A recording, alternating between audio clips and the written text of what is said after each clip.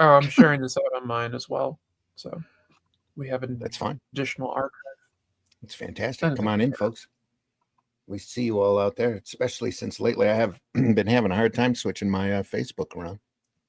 I had a problem the other day with mine. Just didn't want to jump off of private. Let's see if it'll work today. Nope. It's not working again. Sorry, folks. If you watch me on Facebook, you're not watching me now. Facebook's over. Well, yeah, but, you know, us old dogs don't want to switch. Where are we going to go? X? No. All right. Anyway. I don't go on porno sites. They're all awful. Oh, come on. I'm going to refresh this. See if I can get it now. Rival Turtles in the house. I'm trying to is sending me a message telling me you can't find me on the feed. Go to YouTube. All right. Sorry. Just check out YouTube. Or, check out Comic Book Black Belt. Yeah, Comic Book Black Belt. Go to mine, Alice McAlone. Go to Alley Cat Comics on Twitch. I have it shared out to those two places. There's tons of places. We're everywhere. It's not going through while we're live. It's just being picky. Yeah, no, I had the exact same issue on Friday, trying to adjust my Facebook to make it public. I just gave up. So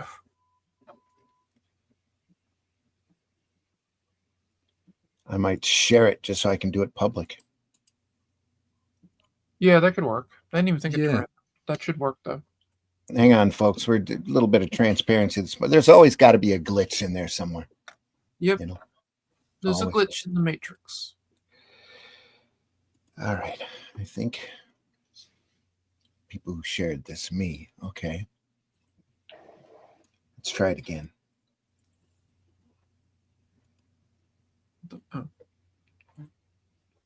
That wasn't the brush I was using. All right. It's not going through either. Okay, folks. Come on in. We see you out there. And unless you're trying to see me on Facebook, then you're not seeing me at all. So that is irritating. Oh, we did get a chat immediately from Marv. Looking for the Atlantean 2 on Amazon. It's not there yet, Marvy. Sorry. I think he was asking when, but yeah. As soon as we give, as soon as we know everybody's got their books. We just got to, As soon as everyone's got their books, we hit the button. Yeah, that makes perfect sense. And the PBR Street Gangs with a hey, hey, hey. All right, PBR. Working, folks, I'm giving up. Sorry. That's fine. Come on in, everybody. We see you out there. Got a good number already. Like you said, Marvy's in the house. Good morning. When will the Atlantean 2 be available on Amazon? As soon as Critical Blast can get it up there after we tell them, hey, hey, hey. We are waiting to make sure everybody's got their books. 3 beers from PBR. He's looking forward to some mushrooms this morning. Mushrooms. He has a drinking game where he takes a shot whenever there's a spotted mushroom on a Al Williamson drawing.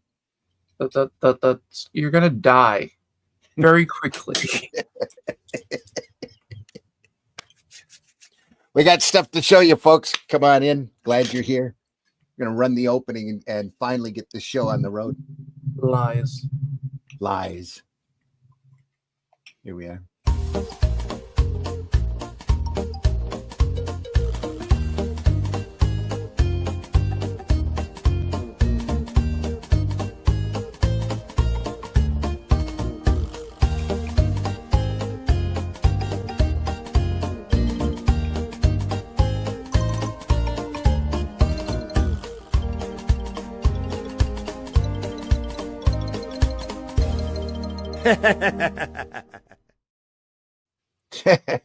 Glad you're here. Sunday Funnies, folks. Sunday, the 8th of June, 2025. We will be looking at some great comic strips today. Classic stuff. Al Williamson, Star Wars, Archie Goodwin writing. Looking forward to it. I'm your host, Randy Zimmerman, Arrow Comics, anything Arrow Comics the last 20 years or so. I've had a part in one hand or another. Right now, I'm writing The Atlantean, which is the adventures of Cull and Brule as they travel their world looking for a race of shape-shifting demon lizard people. As you do. As you do. Well, Drawn by the great Russ Leach. Everybody needs a hobby. Just saying. Everybody. Mm-hmm. Book 1 is available over at Amazon, Barnes & Noble, anywhere that you can order the Ingram book ordering system, criticalblast.com as well.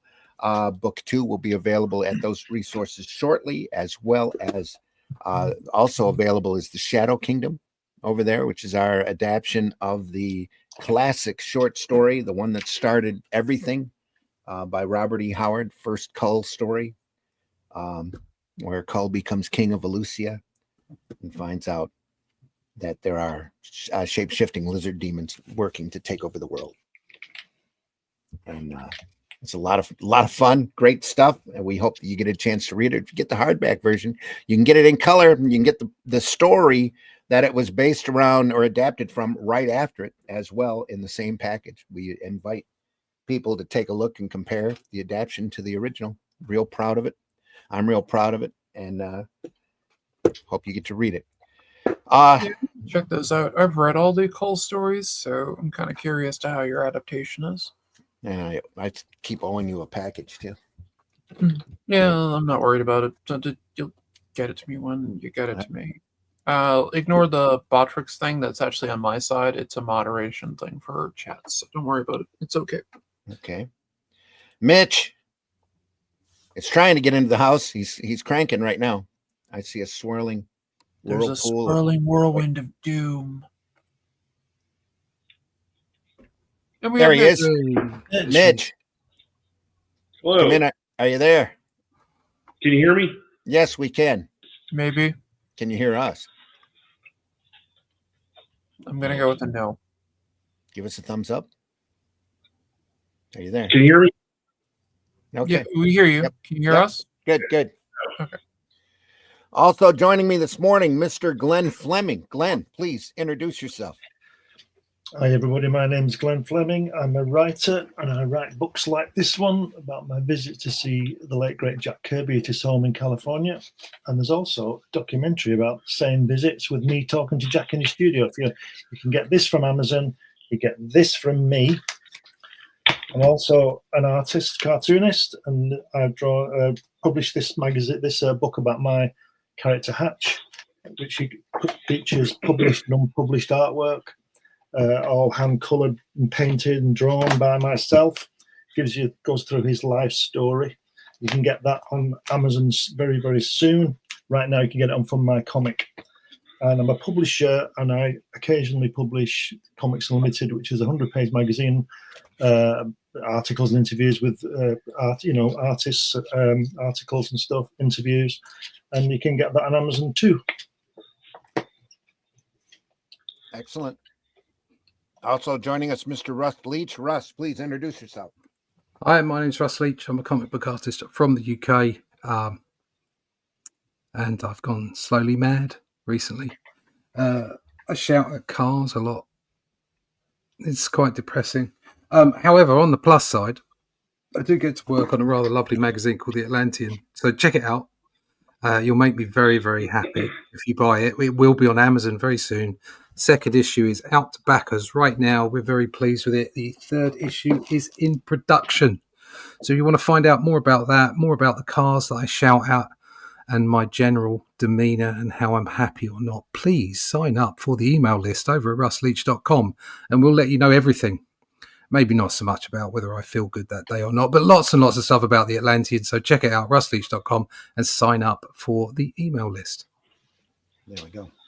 Also joining us this morning, Allison. Allison, please introduce yourself.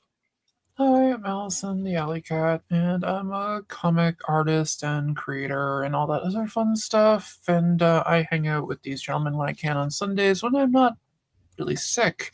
But yeah, that's something I try to do. And I may or may not be working on a secondary Last Sentinel piece for the people and for my backers. because I'm running late and behind on getting everything published. But please, you can also join me I try on Mondays and on Fridays, about 3 p.m. Eastern Time, where I do arting with the Alley Cat. You can see me drawing stuff like this on stream. And a few other wonderful things. I'm also losing my mind. I think I lost my marbles long ago. I'm pretty sure. Yeah. We have And that was okay. got a piece of art there. That's this look is at the that. pages I'm working on right now for the last Sentinel piece, which may or may not be a coming to a major manga publisher. Cool. So yeah, this is part of it right now, but this will be the piece that I'll be including as a digital spot. It's actually going to be a quick little 4-pager. I have a lot of other pages on here, but I always build everything as like a 24-page thing when I draw digitally. And it's got its own cover. Wow. Sweet. Awesome. Have you got any pencils of that, Alison? Yeah, I do. I actually have the whole thing roughed out on note cards, and I pencil a lot of my work, and then actually use a combination of digital and pencil. Do you ink it on the computer? It depends on my mood. The only thing with doing anything that potentially goes to a major manga publisher is the fact that their speed is like heavily. It's a pain in the ass, to say the least, of stuff to do. Like just the turnaround time that you need to have things done for, that it's just so much easier for me to do it digitally. Yeah. I'm trying to find some of the pencils for this. I have a bunch of my other stuff. That's all right. You can show us later. Yeah, I'll dig it up. Show us later. Well, actually, I have this. This is a piece I had done. Oh yeah, lovely. Yeah. Cool. Awesome. Awesome. So, yeah, I got to find my last Sentinel stuff. I'm also working on just on manga paper size now, as opposed to the Western 11x17. It's more like a 10x14. I just like working on it a little bit better, a little bit easier. Okay. Cool. Also joining us this morning, Mr. Mitch Rogers. Mitch, how you doing? I'm good. I'm lagging a little, but I'm good. I too am crazy. We're all crazy. So We're all mad here. Yeah. So I'm the writer, artist, and self-publisher of the Boger comic book series. It's a horror comic book about the God of Vengeance and other horrible stuff. I'm currently remastering the original graphic novel. This one, well, I'm late. Just because, yeah, I'm redoing a lot of my older stuff, so keep track of that. Yeah. That'll be available where? Here, let me turn. I hate the lagging video. It will be available when I'm done with it. I'll do a crowdfunding campaign for it. All right. And it'll be available on all the webcomics platforms that I'm on, like Topaz and Global Comics. Also, keep track of the Flesh Blood collection, just a collection of horror short stories I've done that I've been meaning to release for a while now. All right. Also on crowdfunding. Okay. Also joining us this morning, Mr. Jens. Jens, how are you? Hello. How are you? Please introduce yourself. Beautiful. How are you? Good, good. Okay, I'm Jens Richard. I am Danish living in Sweden, and I'm doing Bunny, the Darkborn Rabbit. And I also do my cyberpunk novel, Dreamlight City, part 1 and 2. And look at this. It goes together. Oh, lovely. Anyway, I'm only a writer. I'm not an artist. I am hopeless artist. I cannot do any art. But my art is... Never only a writer. Yeah, exactly. Well, Okay. anyway, I'm just here for the fun, for the love, and because I love the people who is here, and we always have a good time when I'm here. And I don't know how long I'm in, but I'm here. And I would like to do a shout out to my new friend, Don Rosa, who signed for Ooh, me. I met there you him go. yeah, you posted yesterday. a picture with him. Yeah, That was yeah. amazing. Woo, Don Rosa. And he even have a copy of Bunny, because Sweet. a lot of stuff inside Bunny is by my artist by request from me. I didn't script it because Don Rosa didn't script his background gags and his little funny thingy, and I'm so inspired by that. So I told my artist Nathan, please, can we do something like that? And he does. He does it very well. Not as well as Don Rosa, because nobody will ever do that beside Randy. And yeah, and that's just the thing. Let me find you a fine example of small gags that not gags but is gags. I cannot find it. Hold on. Oh, it's all good, Marv. No worries. Yeah. Oh Marvis well, is very that's is not because soon enough. that's in that's because we're working on issue 2, and that was the example I want to show, and that's a spoiler. No, cannot do that. Anyway, here we are having fun. Yep. Having a beer. Looking at Star Wars, you're having a beer. Yeah, it's well, it's got to be past noon somewhere. Yep. What kind of Star Wars is that? This is the This new Star comic Wars strip. adventure strip that ran in the newspapers all over the world. It's good Star Wars, I have no there we idea. go. not the bad Star Wars. Whoa, what's going on? I think Someone Glenn is is, having Glenn is cleaning his too much- microphone. I was gonna say somebody's having too much fun with their mic. That's Sorry, okay. sorry. You're fine. It's all good. After everything I've done online, you're welcome. Yeah. Hey up. That's what Yeah. she said. Yeah. Awesome I really cat. like Marvie says, sorry, I've called you cat because I always associate your comic with you, Allison. Yeah. Yep. No, it's all good. It's all good, Marv. No worries. And I went to my Twitch All as good, well. Marv. No worries. Yeah. Apparently, I can't post to your stuff, but I can post to mine. This is a hardback reprint of the Star Wars comic strip. This is the 3rd volume out of 3. All written by Archie Goodwin and drawn by Al Williamson, packaged by the great Russ Cochran, who also did those great EC reprints. Mm-hmm. Oh yeah, Russ Cochran has reintroduced introduced and reintroduced a lot of people to some great comics. Little Lulu, the Carl Barks Library, also by Russ Cochran. The Carl Barks Library on its own is worth it. That thing is amazing. Yes, it is. I don't have it all. I've only got about three box sets of it. So, but I love it. It's just phenomenal. Got an Uncle Scrooge, Donald Duck, and a Walt Disney Comics and Stories. Pardon? It reminds me of the old Phantom style, this one. Very much so. Yep. Oh yeah, These, it's very much like the old Phantom stuff and things. These were daily in the newspaper, 1 strip a day, and then every Sunday there's a Sunday page that was tabloid size, or half the comic or half of the newspaper page, depending upon the newspaper and how they wanted to lay it out. I'm trying to remember. Were the Sundays in continuity? I can't remember. Yes, the Sundays were inside the daily continuity, and they all the stories take place between A New Hope and Empire Strikes Back. Mm-hmm. That makes sense. So you've got Luke, Han, Leia, Chewie, R2, C-3PO, all of the greats, Vader. So is that the Shadow of the Empire storyline? No. That took place after Empire and didn't come about until the 90s. Yeah. Like around 94, 95, I want to say. Somewhere around there.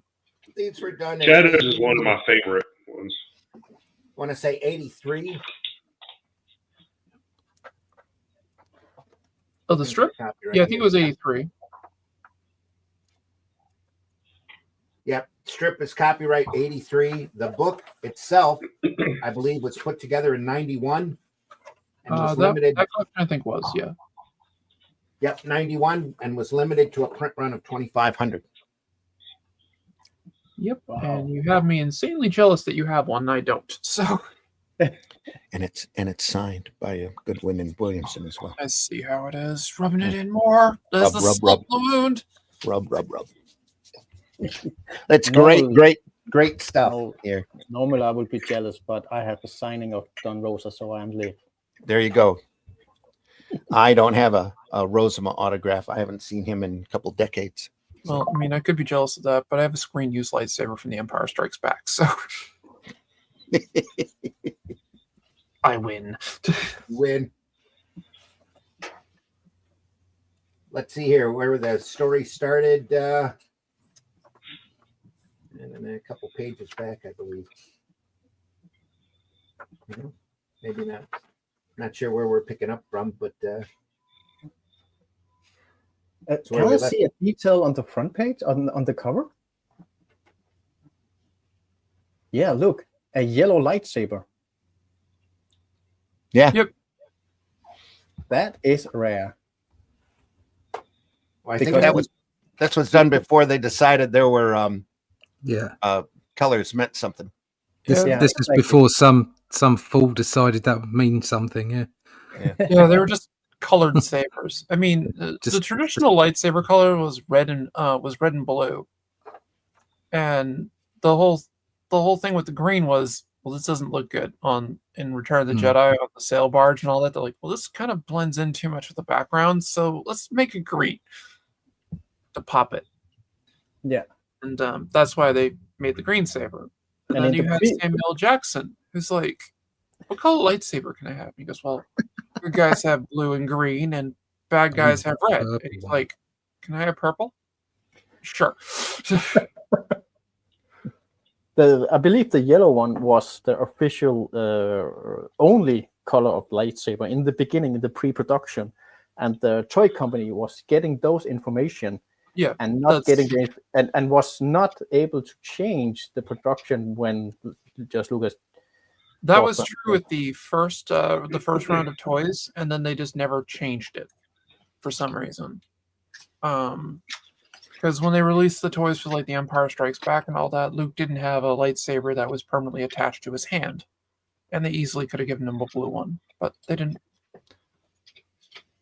Lovely header image where he's coming down the stairs. That's brilliant. Yeah, that is great. Every Sunday page had a long panel like that. Yeah. Yeah, I'm thinking he used some. He definitely used some photos for that one. I'm sure they sent him a whole set of production stills as they were filming. Yeah. That's right out of the movie. This is 83, so it's right as the movie was coming out. So. Yeah, I would be surprised if they also gave them some production design artwork too. Oh yeah. Yep. Well, Rob McQuarrie drew that scene also with him coming up at the top of the stairs and everything. Yeah. He did a bunch of paintings of it. Silhouette work here. All of this gray tone back behind it is all line work. Finally done. Nice little silhouette. Yeah, the Vader silhouette's great. Yeah, Vader's one of those few fictional characters you can always identify based on their silhouette. Yeah, generally speaking, you can always see a silhouette. Who was it who talked about the silhouette? Was it one of the guys at Hanna-Barbera? Wasn't it Toth? Toth. Yeah. It was. You need to be able to recognize a character from its silhouette. If you do that, then you've got a unique look. You've branded the character per se. Mm-hmm. There you go. Put me on big screen, and I'll show you the proof of that. Oh, big screen! Big screen. There you go. There's Hatch with his shadow. There you are. Hey. There you go. Excellent. There you go. So Mr. Toth was right. Who'd have thought? Who'd have thunk it? Too bad he didn't do an art book. Yeah. Too bad he didn't do a lot of things. Yeah. You can go back and pick that up in the archives. That would have been a study. I'm telling you. Wow. I'd have loved to have seen that all handwritten. I mean, he did a tutorial on animation that is iconic. That was in the Super Friends Treasury. I think that was 4 pages on how cartoons were made. But we went through Toth's book. Yeah. That was in there. Yeah. It was in the InDesign book. So I say, go check out our archives because we've got some shows on that. We've looked at a lot of Toth's work, just about everything. Not everything, but just about everything. Speaking of icon, or speaking of Darth Vader, did you know he received the reward for the main villain of all time in history? The what? Vader? Yeah, Vader. Oh, the most recognized villain of all time? No, yeah, there was some stuff you need to have to be a main villain in history. You need your own theme song. You need to kill so many people. You need to blah blah blah blah blah. And Vader did all that, and he won. And George Lucas himself picked up the prize, and there was a character playing Darth Vader to get the prize. And George Lucas was just trolling Vader because he know all the blind spots from the suit. So here we are. Here we are having the main badass character of villainous of every time, and the creator just trolling him on live stage. Ha! You should have been there. And yeah, awards, they're always worthwhile. Zipatone back here. There's a Zipatone Vader on the right-hand side. It's like that was done solid in solid black with a white Zipatone over top. Oh, okay. I thought it was like okay. I thought it was like he actually made Vader with Zipatone. Sorry. No. Oh, it's so much easier just to place a white screen like the regular Zipatone here and cut it out. It's almost the same panel on the left-hand page as well. Center yeah, actually, it almost looks identical, just smaller. Mm-hmm. I think it is identical. Well, the girl's different in the background, and his pose is different. Apart from that, it's pretty much the same. I just meant the pose, but yeah. They kept the continuity running on the daily strip. Yeah. And then they summarized everything of the week on the Sunday strip. That makes sense. Just because some newspapers would only carry the Sundays. Still beautiful, beautiful work. Yeah. We got any shrooms yet? There's some. Look at top of Vader's head. So what planet are we on? On the second page, top of Vader's head in this big pan. With it's in the background up there. Yeah. There Shrooms. Shrooms, PB. Get on it. Huh? I know it's early. I don't get it. It's funny how that one type of shroom is like on every planet they go to. It's a popular shroom.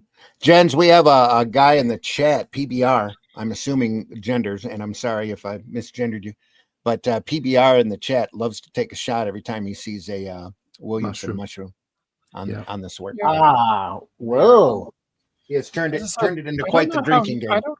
I don't know how they're still alive after going through one of these books. If they're taking a shot for every mushroom. Yeah. Strong constitution. Absolutely. So, Must be Scots-Irish. Yeah, there you are.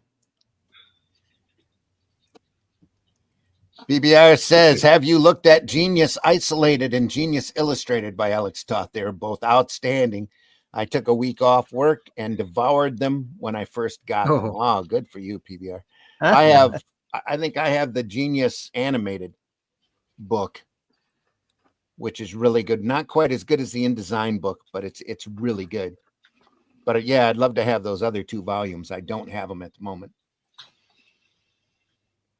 But if I did, we would end up looking through them, I'm sure. IDW puts together some really, really nice reprint volumes. It'd be nice to do a couple of shows about the Shadow Kingdom and the Atlantean, if possible, on Sunday, so I could watch it live.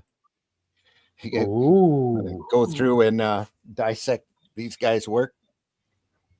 You up for that, Russ? I don't know that I'd want to dissect my own. There we go. What, those hacks? I don't know if we want to go anywhere near that. Don't worry, Russ. Don't worry, Russ. We'll do it. Yes. Yeah. Yeah. Right, yeah. Yeah, we can put it behind a paywall. Haha.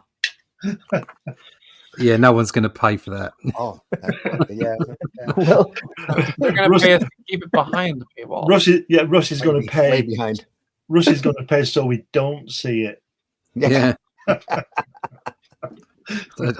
I don't think we should be going through our own work. But Critical Blast, RJ in the house. Yeah, I don't want to go through much stuff. I quite agree. I agree. I'd rather drool over everybody else's who are, we admire. Yeah. I'll leave that for someone else to do if they want to. Well, what would we do if we ever did that? And I agree that we shouldn't. But if we ever did, we just don't have that person on. Yeah. I'd have to take the week off. And never listen to the program either. Yeah, I'm the same way.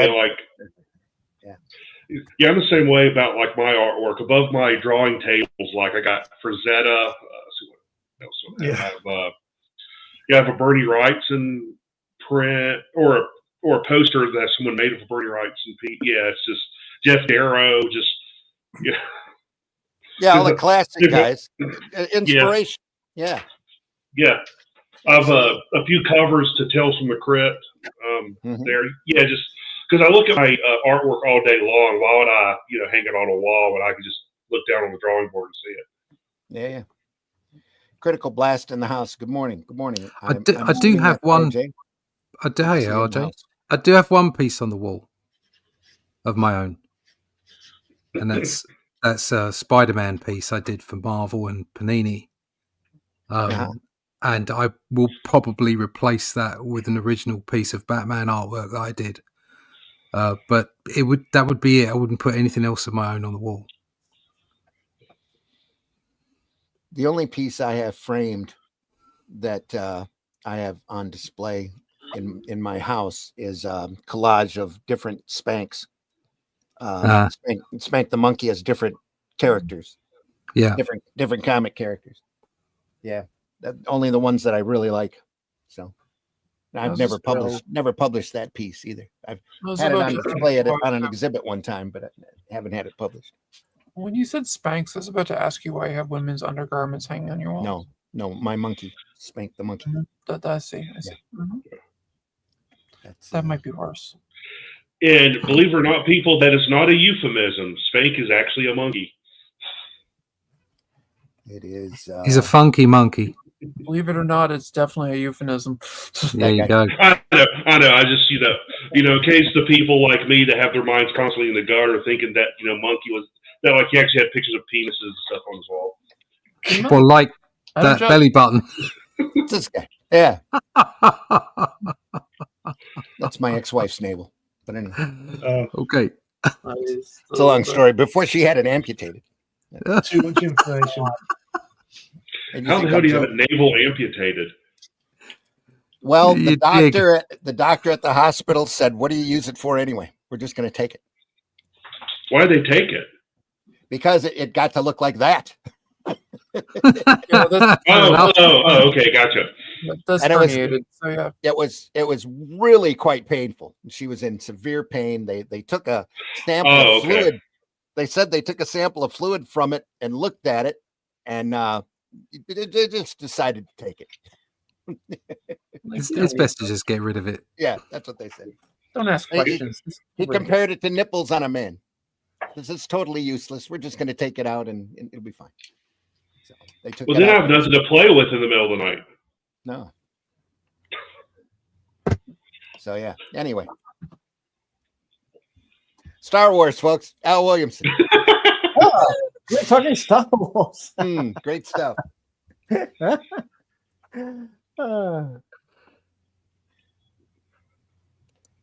Great ships. Look at that. Mm-hmm. Can't say it. Yeah, the ship designs are really good. That wasn't in any of the films, was it? No. It's very. I would not directly say it's a Star Wars design to be recognized as a Star Wars franchise. No, that's just something you created on the page. Yeah, but it's not bad. It's a good cool design. It fits. Well, he probably got it sent. It's probably from their production department. Something to use. No, they I'm could have sure put he- a concept art like that. At the very least, he had to have that cleared by Lucasfilm before he could put it in the Yeah. in the papers. So Yeah, it could have been a rejected design for a ship they ended up using. might have been. Also, Yeah, that's true. It's got a little lower ship on it too, connected to it. I mean, the amount of concept art they create for like everything is just astronomical. So Yeah. Yep. Just crazy. yeah, look at the amount of concept art I create for my own stuff, and I can only imagine when you have a team. Yeah, had the privilege of gophering for Bernie Wrightson at San Diego Con for a couple of years, and he had all the production art he did for Galaxy Quest. Oh yeah, And, that cool. You would be amazed the little rock monster that they fought on that planet. He did probably 30 pencil drawings of different types of rock creatures. Everything from something that looks like the Thing from the Fantastic Four to Clayface and Batman. And they finally decided to just put a bunch of rocks together. Yeah, that sounds right. But the drawings he did were phenomenal, just amazing. His Ghostbuster Sure they concept were. art is amazing. Yeah, yeah, Got the to few sell that. got to help sell that at a show. That was great. the few designs he did for the Thing were good too. Oh, If you ever get to see them. Oh, those are great. He did tell me though, the only creature that he thought went right from his pencil to the screen, as just like he had drawn it, were the little aliens that were in Galaxy Quest that ended up having teeth. The little Oh, baby those are aliens cool. that bounced up. It said that was his proudest moment when he saw that on screen. It said that looked exactly like he had drawn it. He's really proud of that.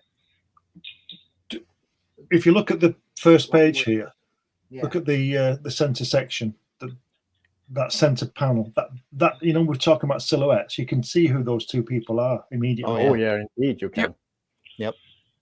Even if there was no logos or whatever around, if you were a film fan, you'd know who those were.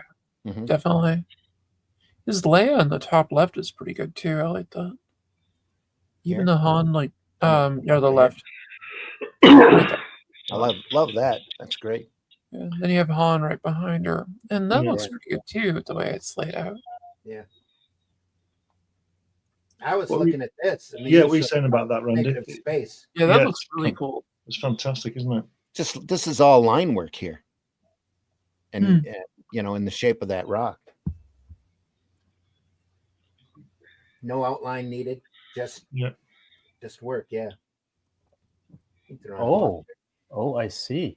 Long time ago, a galaxy far, far away. Star Wars, Empire. Yep. Concern sweeps the new rebel base on Hoth. Yeah, that's why it's all snow. There. That's a clever technique to make snow. Zipatone back behind here. Mhm. Darker zip for the little cosmos here, a little lighter here. Really nice work.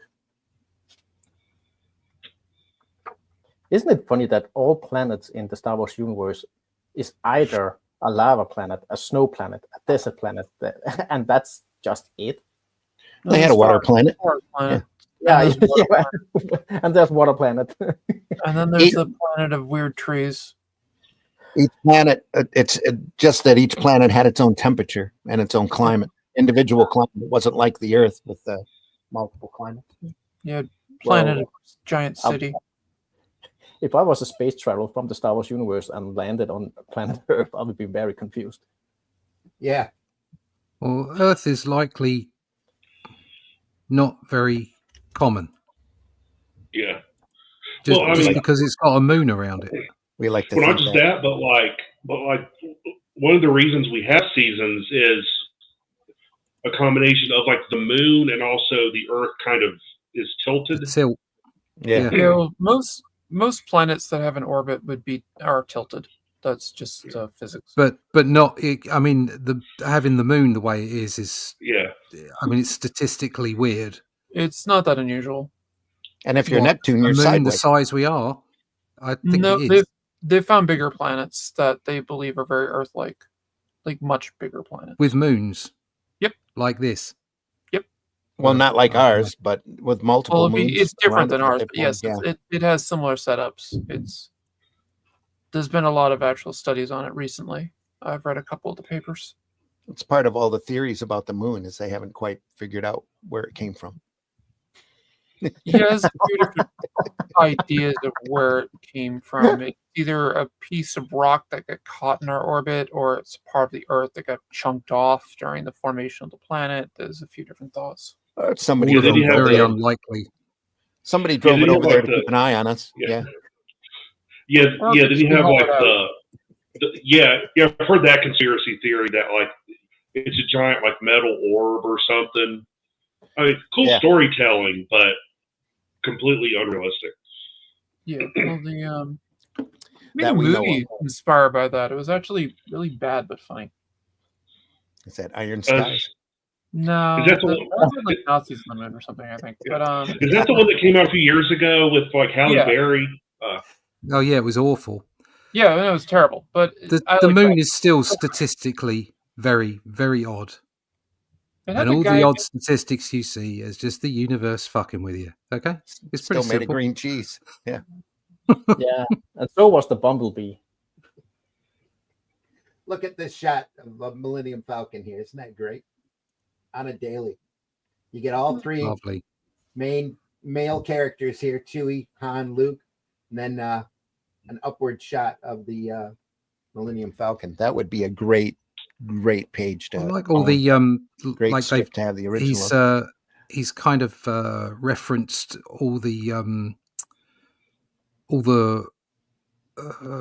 where the in the first film where the Death Star is coming into range, and you've got all the machinery and the readouts and everything around. It's all very big and 3-dimensional, and that's what they've done. That's what he's done in those bottom two panels. It's really harkened back to that first film. It's excellent. Yeah. And the stuff on Hoth as well, when they were wandering around the maps and everything. It's good. Yeah. Yep.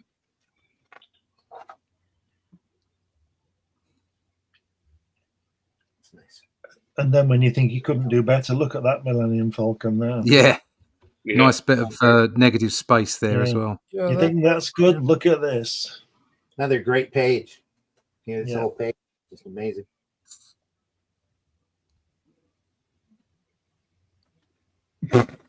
I'm sorry, I just looked at the chat. Oh, sorry. I didn't mean to be ignoring the chat. Nope, it's fine. It's just Matt being funny. BBI says this drunken morning is brought to you by the wonderful deviants who host this show. And Glenn Fiddich, 17-year-old Glenn Fiddick. Scotch. Fiddick. Fiddick, sorry. My apologies. It's Scotch, all right? Get it right. Yeah, well. I apologize again. Heard about a church schism once as to whether or not Adam had a belly button. Oh, yeah. I could see That'd that be a causing a lot discussion. of problems. Yep. Oh, yeah. Middle right, that Falcon looks like it's coming right at you. Yeah. Yeah, I'm sure you're referring back to there. It's just gorgeous. Yeah, fantastic. Matt Black gaming in the house. Morning, evening, and morning, afternoon, and evening. Nothing orbits the sun. We live on a flat Earth, apparently. Glad. Have you been out all week? I've been trying to call you. Matt Black says. Telephone's down.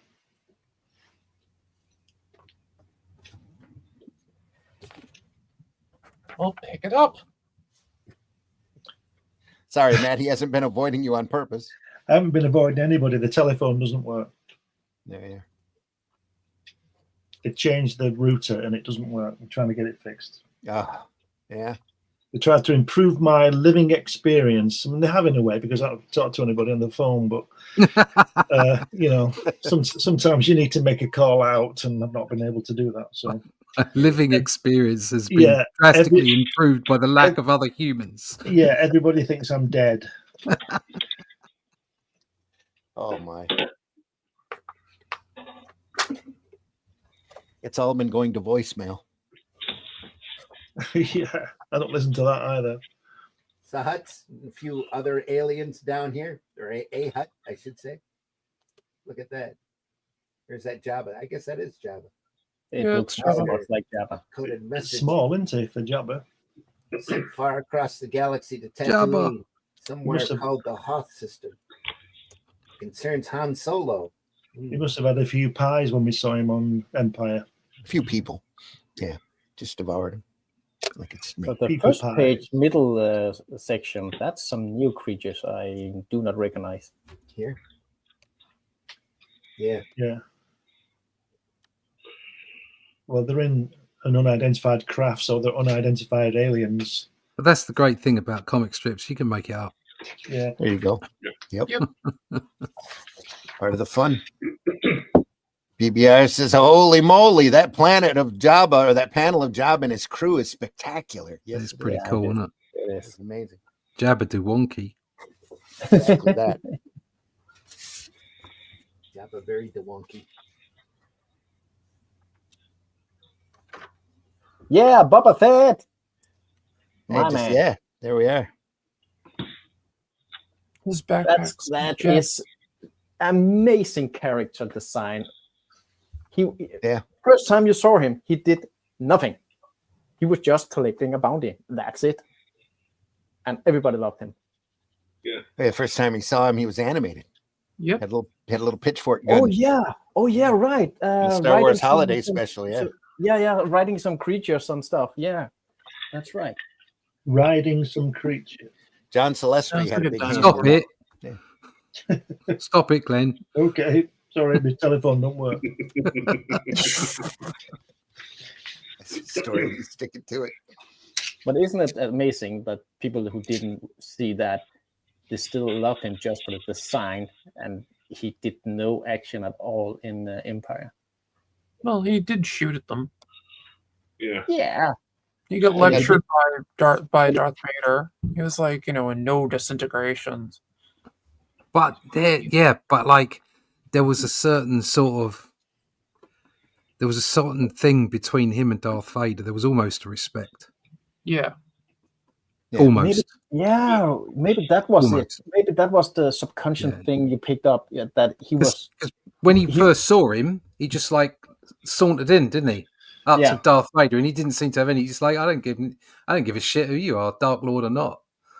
Yeah, he was. Yeah, I'm exactly. badass. And he just wandered up to him and went, yeah, okay, Yeah. I'll go do it.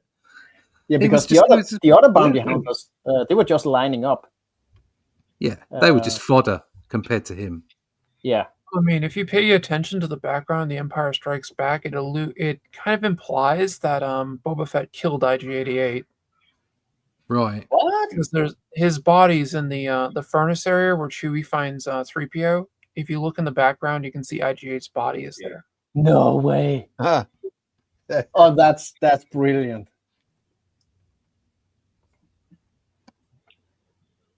Just a similar copy of that droid. Well, yeah, I mean, it's possible. You see, that's how a lot of these things happen, isn't it? So they probably just picked up a whole bunch of stuff from the previous film and said, throw that in the back there, that'll be fine. That's exactly Yeah, what yeah. People saw that it There's was like the same fixing thing, and stuff. the story grew, and then suddenly it becomes canon, and it actually makes for more interesting canon. It's like the what was it? The whole uniform things that everybody was wearing. In the first movie, they're just basically like, yeah, it's everybody wear your suits, and then they made them look Star Warsy, and then they later described like what the different colored Imperial suits meant. Mhm. Well, this is like people in suits. Huh. And like I Well- know Tarkin, there's like no real good shots of him, like full body shots, because he was wearing slippers most of the time because his boots are too tight. Yeah. Got to be comfy on set.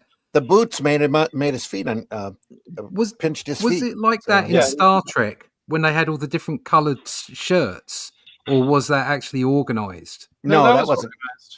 Was it organized? Yep. Because That was Scotty always organised. ran So around in that a was red actually shirt. worked out right from the start that they were certain ranks were going to have. Yeah, or yellow was certain- commands, red Right, was okay. security and engineering, blue was science. I'm glad that makes me feel good. And red was death.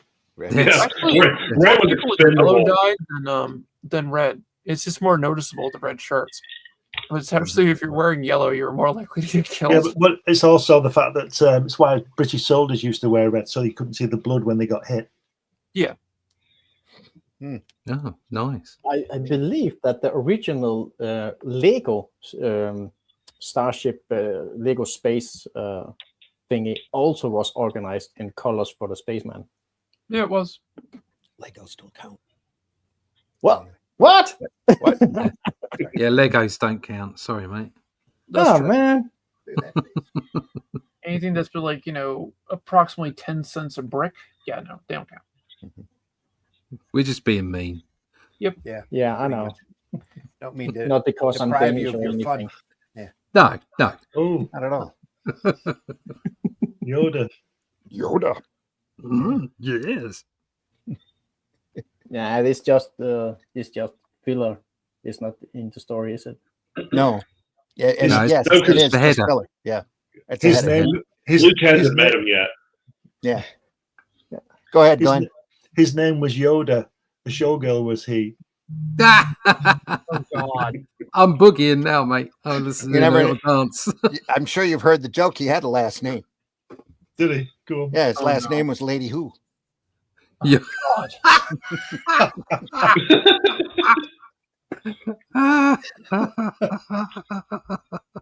I like that.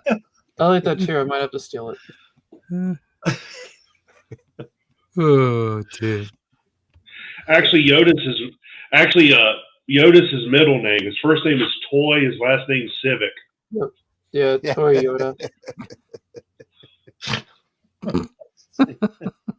There was a company that got sued over doing that. Yeah, it was Hooters. They had There was a radio station that got sued because they offered a prize on a radio broadcast of a Toyota.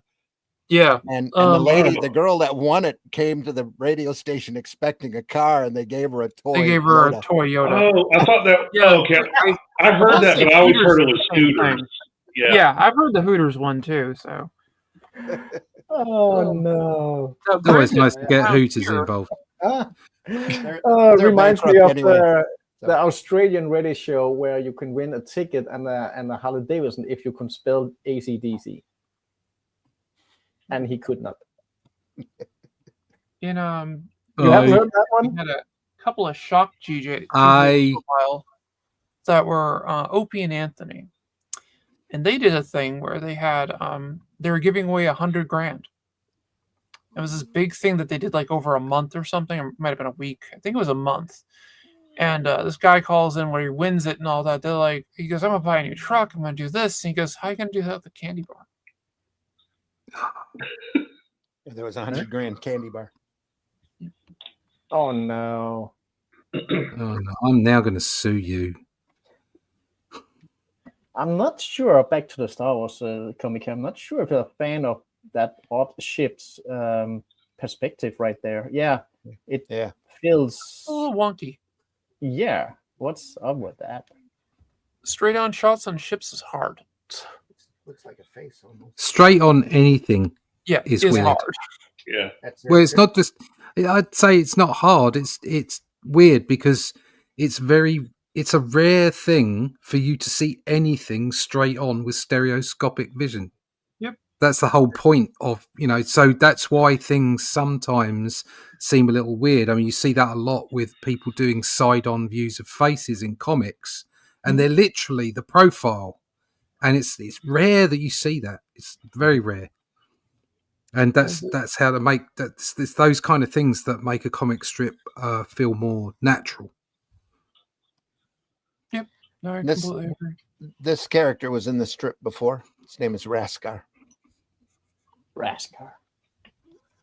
Rah rah ras. What? Remember the guy with the beard and the mustache? Yeah. Anyway, he was in an episode or so back. Well, he's a pretty character. Watch out Mate. there. They gave him facial hair so that you can tell him apart from everybody else. He's got a nice beard. It's a very manly beard. It's very manly. Oh, just like me. Is that opposed to a womanly beard? Well, womanly beard. I don't shame.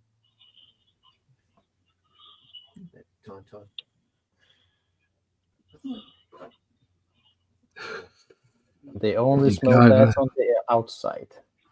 Yeah. I thought it smelled bad on Outside. the outside. No, that's just Luke. He hadn't bathed in a while. It's one of the drawbacks of the Force is heavy flatulence. Exactly. Yeah, it kind of sounded like that too. It's when they always had the trumpet force. That's that's not a lightsaber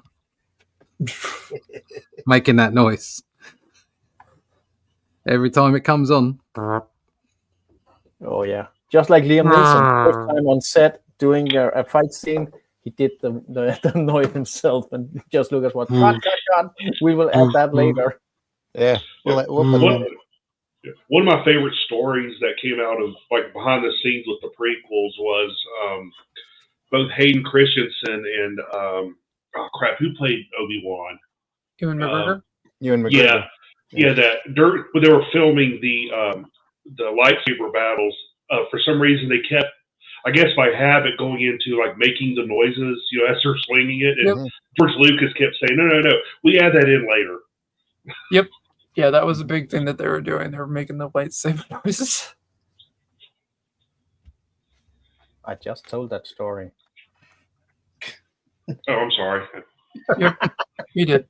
Anyway, you did it better. You take the credit. We weren't listening. Real Williamson working here on this planet surface. It's great stuff. Oh yeah. That actually looks like almost a photocopy of Luke Skywalker. Here. Yeah. Yeah. See that structure on the bottom of the page on the right? Yeah, it looks like, it reminds me of one of the hands or legs or whatever it is on Tom Cruise in the Martians. Oh yeah, yeah. The Paramount movie Martian. Yeah, it does. No, not the War the original War of the Worlds. Yeah. The Tom Cruise one. Right. Oh, the Tom Cruise one. All right. Awesome movie. War of the Worlds. Yeah. Remember at the end of the 50s movie, the hand comes out like that and it's crawling. Yeah, and then dies. Yeah. Great cinema. We sent the world's armies against the Martians. What killed them? Germs. Right. All we had to do was cough on them. Yeah, well, if they practiced social distancing, they would have been fine. Unfortunately, that's how real life is. That's how the Europeans killed off many tribes. Well, in the books, they started capturing people and draining them for their blood. Yes, that's how they got it. It wasn't because they stepped out. It's because they pulled them in and started sucking their blood. Yep. It's quite. I don't know whether the word's ironic or not, but it's quite something, isn't it? That the South Americans complained that we went over there and took typhus and all that, while they were busy chopping their heads off and chucking them down ziggurats. Well, everybody. I know which way I'd rather go. You got to have a hobby, mate. We all have our faults, our hobbies. It's another shot from Empire right there. Oh yeah, And look at that. Wow. Oh, that's really cool. Yeah. I think he's gonna crash though. As a child, Actually, my little brother was always the ad when we played with the Star Wars, because that was kind of the size. The previous page on the bottom left, where the Falcon's up on its side, that's pretty neat too. Yeah, I like that top panel with the hats. They're great. Yeah, that top panel is great. Beautiful. Yeah. Williamson draws rocks like I do. I draw rocks like Rocky. Yeah. Rocky. Yeah. Rocky. Hey. Where's Bullwinkle?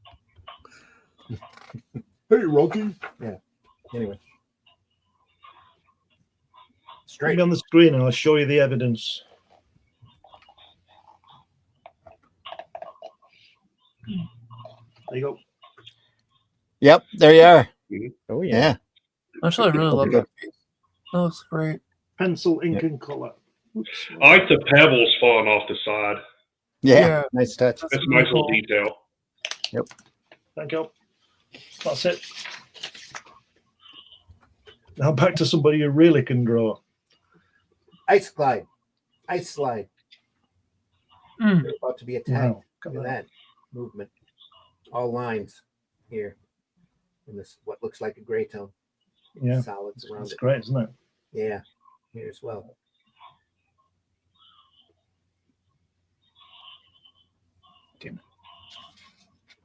How does the Millennium Falcon do a maneuver like that without any front thrusts? It's called desperation because if they don't, they're going to hit that cliffside. Yep. Have you not seen 633 Squadron? It's called comic books. Yeah. It's called comic book logic. They also make noise in space. Oh yeah. Oh yeah. I Waka forgot waka that. waka waka waka waka waka. Not that kind of noise, but yeah. Well, they could. That- I don't touch. From pigs They in did. space. Yeah. They did. Waka waka waka waka waka waka. Yes, Waka, they waka, did. Yeah. Sounded like Fozzie Bear. Waka waka waka waka waka. And we've gone off the deep end, folks. Don't worry. That's Told where ya. we are. I'm amazed it took this long.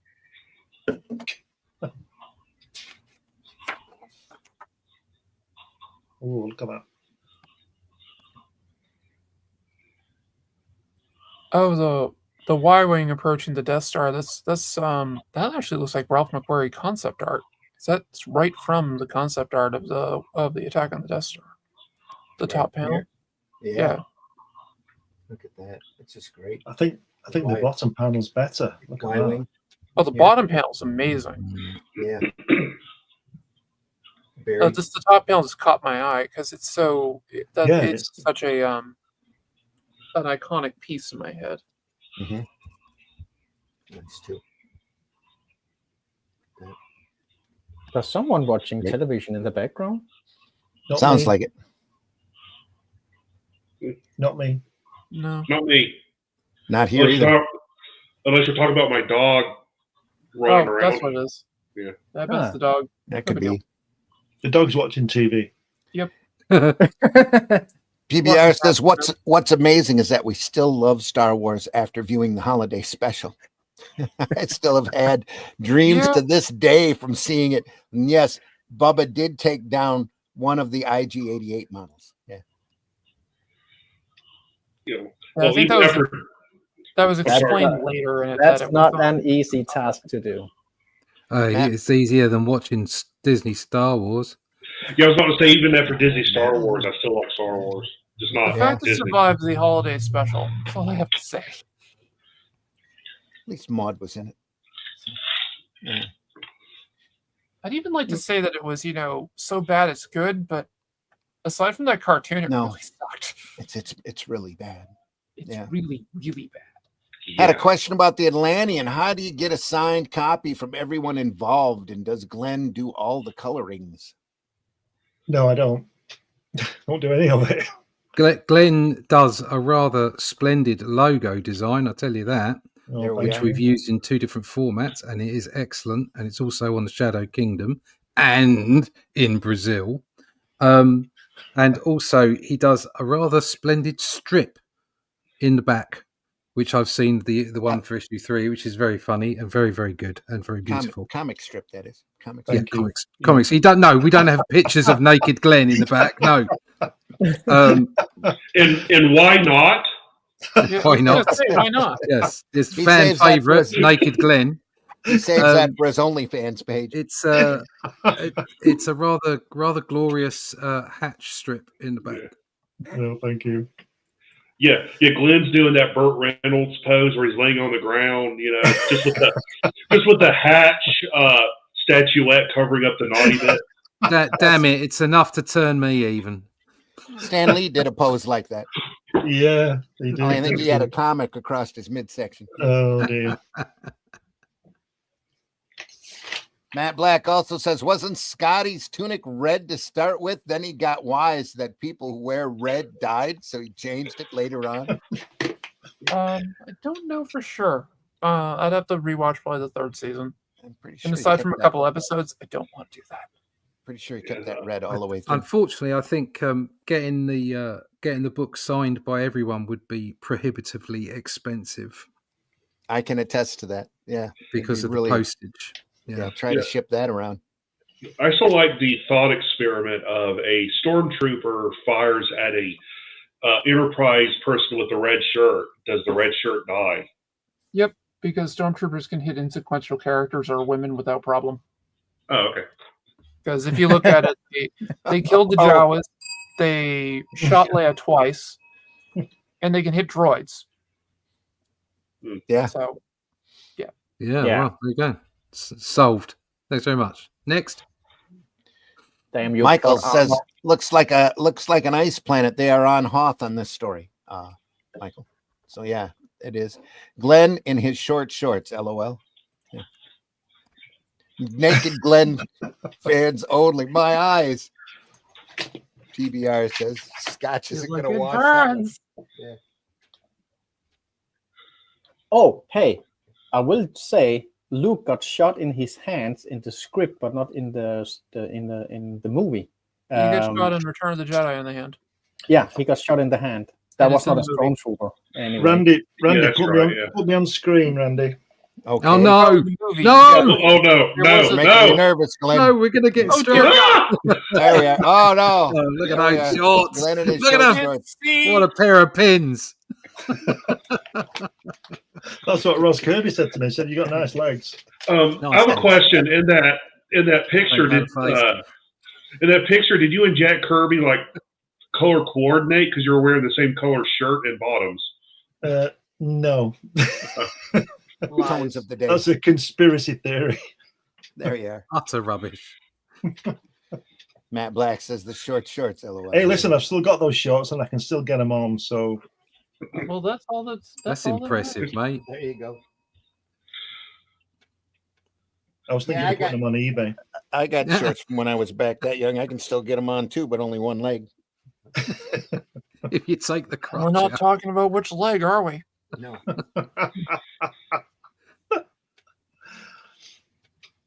Oh, look at this. Oh, that's yeah. awesome. Wow. Oh, may I Lovely. ask a silly question? Is that technical hard to do, or is it just show off? This What, here, that rendering? Yeah. Yeah, it just takes time like anything else. it does. Yeah. Yeah. Getting the lighting right can be a pain, but I mean, it's I don't know. I love doing stuff like that. Yeah. What the difficult thing is knowing where to put it, Yeah. and Yeah. that comes from experience. That's Yeah. that's life's whole lesson. There is knowing where to Yeah. stick it. Where do you stick it? Don't stick it there. That'll cost you money. That's what she said. I know because I've said it. John Freely in the house. Good morning, all. Good morning, John. Hope you're Hey, having John. a good morning. Yep. We're John's here a friend looking of at mine. Star Wars by the great Al Williamson, written by Archie Goodwin. So, Whilst talking shit. We're while definitely talking talking shit. And lots of it. Oh, shrooms. Oh, bottom here left. comes the front page cover snaky thingy. Oh yes, the weird dragon thing. We Gotta- we have already seen the dragon snake thing. got a I little wasn't girl. We're not Here. talking about Glenn again, are we? Got a little girl here who wants to say hello. Hello, motherfucker. A child is a child after my own heart. Snake, mushroom, Dragon slug. Hey. mushroom. They're underground here, so the mushrooms. Is can grow. that dragon slug guy clearly eats those shrooms, doesn't he? Look at He him. must. Yeah. Look I mean, you are what you eat, and he's a giant movable mushroom. Wow.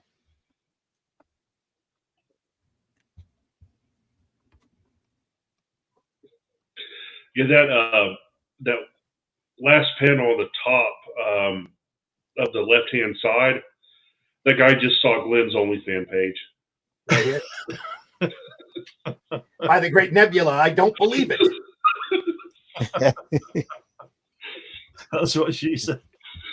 Mushroom right there. But that is a straight ahead shot, and it's not looking weird. Where? We were just talking about What's a object. straight ahead shot? Yeah, it's pretty good. Well, it looked weird because he's on purpose doing a weird face. It's not straight ahead. It isn't. It's not straight ahead. No. If it was straight ahead, the cheeks would be the same width. There's a slight nod to the right. Plus his shoulders are slightly bent down on the right there, which means that his body is slightly twisted.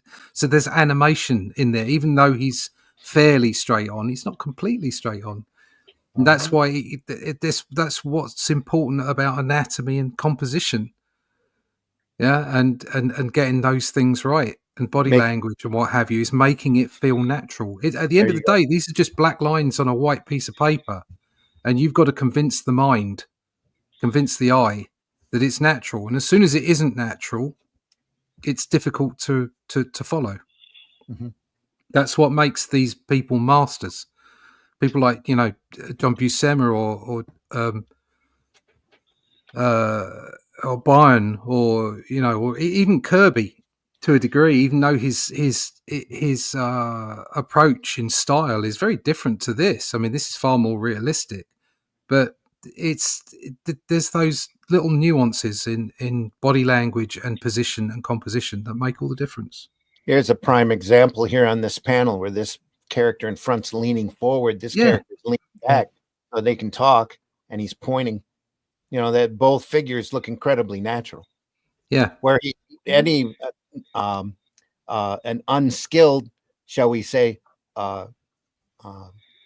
commercial artist would have drawn them just straight, flat. Yeah. Together, Yeah, because you're right, because he's leaning forward to listen and he's leaning back to tell him. You have to act when you're doing these things. You have to imagine yourself standing in those positions, and you have to act them out. Sometimes you have to get up off your seat and actually get into the situation, or get models to pose and make it look in order to make it look natural. Yeah, especially back during this period, no internet, no easy access to any type of pictorial reference. You had to collect all of that or know it in your head how the body and the anatomy worked. Including wrinkles and in order to make it look as natural as possible. Or you could take a handful of shrooms and just hope for the best. Oh, that's how you get that dragon. That explains the whole 60s underground movement. Yeah. You guys want to say that explains Crumb. I'm going to say that's Crumb in a heartbeat. Well, Crumb's a natural artist. I've seen some work of his that it's just mind-blowing, incredible. I mean, and I don't mean in a mushroom hallucinogenic kind of way, just beautiful stipple work. That way too. Yeah, it's very almost photographic work. You go back and look at the older stuff. You look at Toth. You look at Eisner. Go and look at Wood stuff. Joe Kubert, Buscema. All these people. I mean, I know they're not all in the same time frame. They span over decades, but they're all doing the same thing. Yeah. And go back and look at the Prince Valiant. I mean, the back in the 20s. Yeah, Alex Flash Raymond Gordon. and Flash Gordon. Flash Gordon. You look at that stuff, and you can just see so much. I mean, some right at the start, some of it was simplistic and what have you. But once they got into it, you see some really amazing. It's like looking for Zeta. Well, if you take away all those artists' individual styles, because we all develop a style. The basic thing is that they can all draw. Yeah, that's exactly right. Yeah. Fuck you, AI. Yep. Yep. Exactly. Yep. Uh-huh. Unfortunately, there's not a lot we could do about AI. Yep. No, not really. It's coming, whether you like it or not. I don't like it. I don't want to read it. The only thing that we can do about it is state that this has not been made by AI, so people have a choice. Yeah, exactly. The only thing you can do. Yeah, because now they're talking about making like full-on animated movies with AI. Yeah. Unfortunately, the general public will, to a large degree, will just eat the slop. and there's not a lot you can do about it. But so what you've got to do is you have to advertise to the discerning viewer, the public that don't want it, and make that your niche market. That's all you can do, because it's not going to go away. No, it's So not. I have to admit the current fad of them taking bits of audio, serious audio conversation, and converting them to baby talking. Oh yeah, baby talking is really funny. yeah, that's funny. Yeah, when they do Donald Trump, And there's no doubt there's great Or things little that you can cats, do yeah. with AI. There yeah. really is. But it's but if people, that's why I say that the general public will take the slop and they'll be quite happy with it. They've been taking the slop of Hollywood for quite some time, so they'll take the slop and be happy with it, and there's nothing wrong with that. Okay, but what you need to do is you need to differentiate. You need to say, no, this stuff is by a person, and let the market decide. That's the only thing you can do. Some people are still going to a hand tailor to get their suit. yeah. Yeah, exactly, and they always will. You see, I think that computer art is halfway to AI anyway. Yeah, digital. Because you're creating it. Yeah, I understand what you're saying. I do understand what you're saying. But I mean, for instance, I'm sitting here with a pencil drawing onto a screen, and it's no different to when I draw onto paper. So it depends how you use it, I believe. Yeah, I definitely agree with that. I think some people do use it to a degree where if they were given a pencil and paper, they wouldn't know what to do. And that's of no use I whatsoever. agree with that. Yeah. I'd actually prefer to work all traditionally, and with a lot of my stuff I do, but if I'm working on anything that needs to be published or whatnot, I'm more likely to get it done if I do it digitally. Less Anyway, steps. I need to eat. Oh, My fun time is over. I need to do stuff. Fun time. Jen, sorry you're leaving. Tell folks how they can I like find to you. think that eating is fun time as well, but No, you guys are my fun time. Yeah, find me on bunnycomic.com and find me on foundmycomic.com and support Bunny. That's Thank you. BUNNEH.com, right? Funny. Bunny. Bunny. Thanks you so for much joining us, having me. Jens. You take Yeah, care. See you, Everyone. Jens. See ya. Bye bye, Jens. Bye. Bye bye. Meanwhile, back to the Williamson. Yay. Wow, look at that. Fantastic. That slug guy, that snaky guy, it's fantastic. Yeah, that snake is really cool. No digi there. You were just pointing there, top left, that Han and Chewie are really good, aren't they? On the first page, top left. Yeah. I'm not sure. I don't like chewy ham. Chewy ham. Sorry. Chewie Han.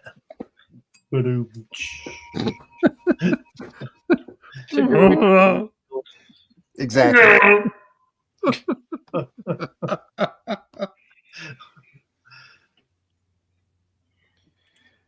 Matt Black says, "Was John's father's initials IP?" Oh, Not sure God. what's- I'm sure he's never heard that before. Okay. LOL. Yeah. Do you guys and girls use a miniature mannequin to get the correct posture and action when drawing? No. No. I mean, I used some when I was like in school. The teacher had like an art mannequin. This is when I was like in junior high, but not really. I use a lot of photo reference. Yeah, I have used them in the past, Yeah. but Absolutely. but once you get used to knowing what the dimensions of bodies are and where they should be, then you take more time using a mannequin than you would just picking it out of your head. Yeah. Yep. I mean, doing the gesture studies and things like that, like you do your 10-minute, your 5-minute, your 1 minute, your 30-second, your 10-second, those really help. Proper life drawing rather than just anatomy. And that's another thing that people get wrong: the difference between anatomy and life drawing. Yep. There's you need to know what's under the skin to make it work. If you're drawing for yourself and not using any reference, if it's all from memory, but at the same time, you have to have an understanding of body language and weight and gesture. Yeah.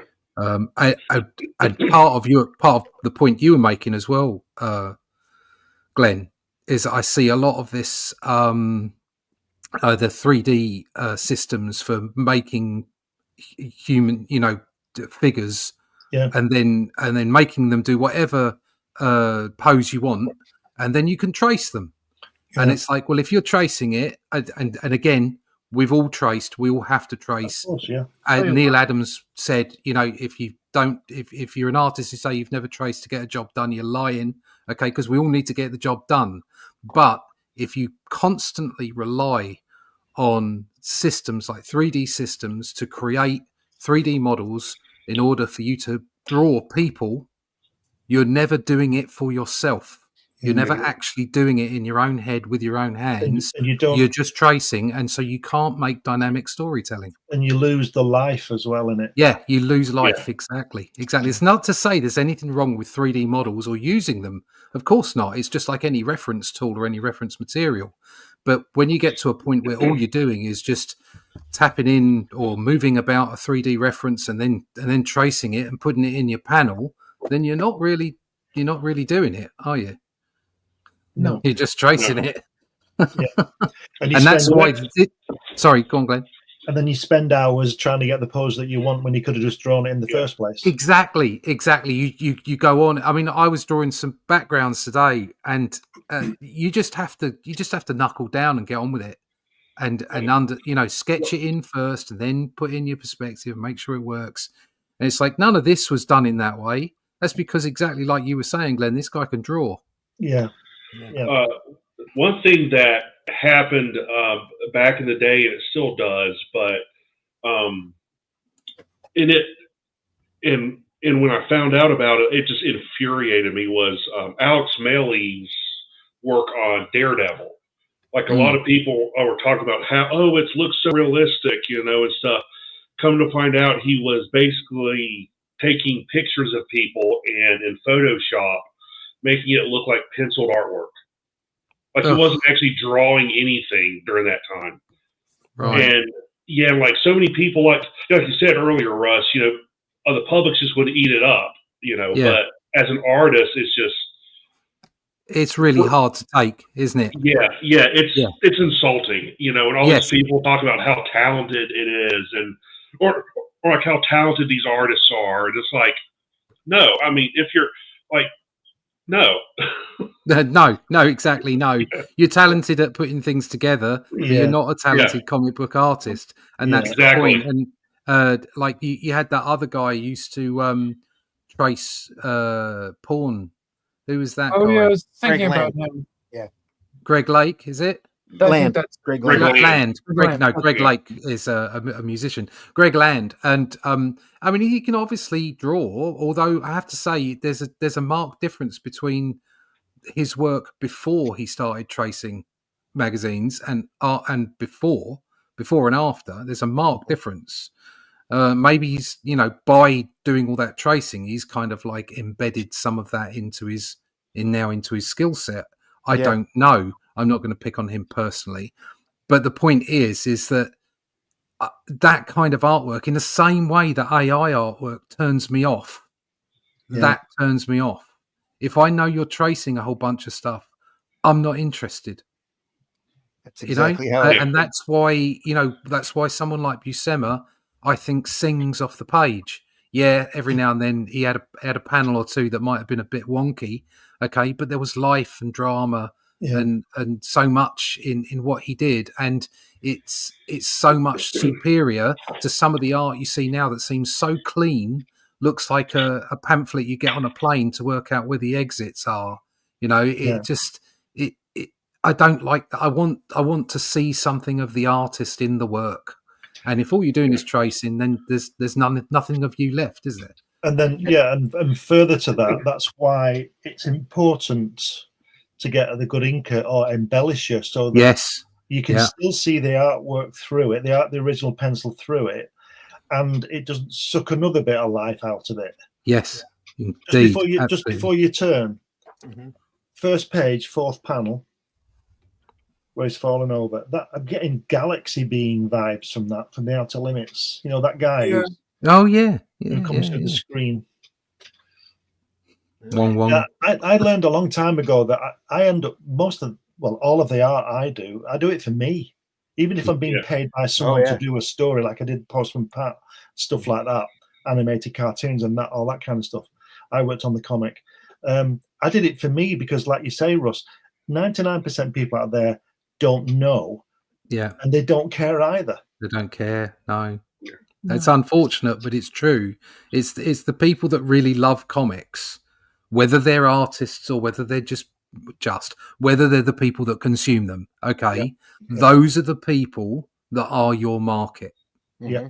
It's as simple as that. You're not, and that's why we've got into a bit of an awkward situation with the whole industry, because it's been, you know, its head has been turned towards Hollywood, instead of just making comics.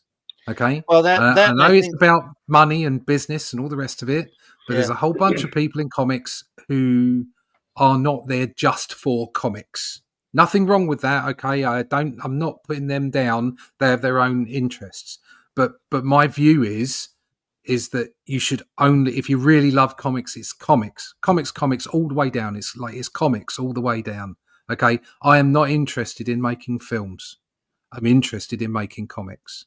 I want to make comics for people to read comics and pore over them and hopefully enjoy my artwork and go, wow, I want to put that on a shelf.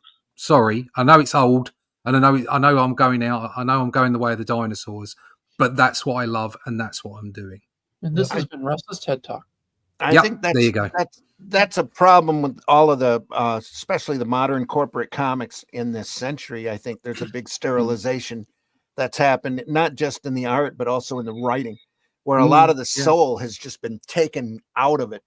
Where on situations like this, and a lot of the comics that we look at from the 90s and before, there's a heart, there's a love to it, and a style and individualism to it that is just incredible. You know, you can easily tell Al Williamson from Alex Raymond, from William Kaluta, from Alex Toth. They were all on super hard deadlines. Yeah. Now, there's no excuse why there shouldn't be, and it's incredibly rare, in my opinion, to find any comics out there done now that are that individual and that unique. It's not to say there aren't people out there. There are. Okay. And there are some in the mainstream who are doing fabulous work, but it's few and far between compared to the way it used to be. Yep. Yeah. So, and you can tell them too. The big problem with it now, though, is that the majority of those artists who have the open deadline are usually stuck doing variant covers. Yeah. And don't do, because of the page rates, aren't doing very much interior work, where it's really the interior work that the true comics are seen. You can be a great illustrator, and there are a lot of phenomenal illustrators out there, but very few of them are doing real sequential work. And that's where the whole art is to me. Yes, telling the story. That's what's the important thing. Yeah, agreed. No, look at that. So they're in the Sandwalker or whatever it is, the Jawa. Yeah, the Sandcrawler. Yeah, Sandcrawler. Yeah, fantastic. They're my favourite bits, I have to say. The headers on the Sundays, just where they take little scenes from all the films, and quite often they're inconsequential scenes. They're not really mega important. There's really, I'm not sure which film it is, but there's one where 3PO wakes up and tells you the last 2 years of story in an outburst type of thing. When he wakes, ever seen that? When he's lost his arm, hasn't he? He's got no legs. Oh, it's in the second one. Yeah, and he wakes up and he goes, "Look out! There's stormtroopers. We're going to get killed." Yeah, and he makes the noises. Pew pew. yeah. Just to keep everybody up to speed. Yeah. Look at that. That's great, isn't it? A whole pen. A little bounty hunter back here. From Empire. Here as well. Is that a Jawa? No. Hmm? The little alien back here. No, I think it's random alien number 5. Yeah, Rando. probably his name, Rando. Randall Calrissian.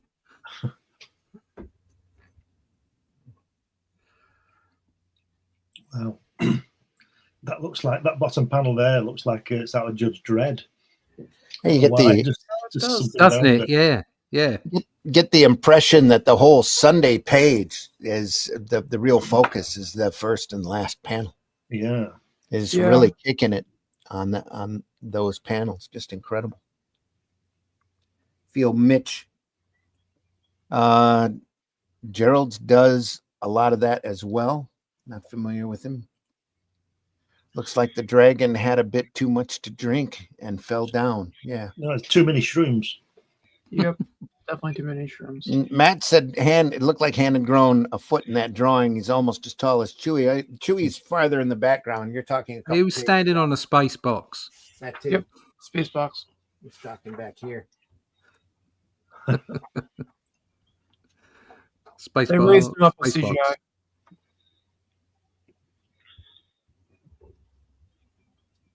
It's just crazy good. It's begging for a thwack, isn't it? That panel. Yeah, it is. Yeah.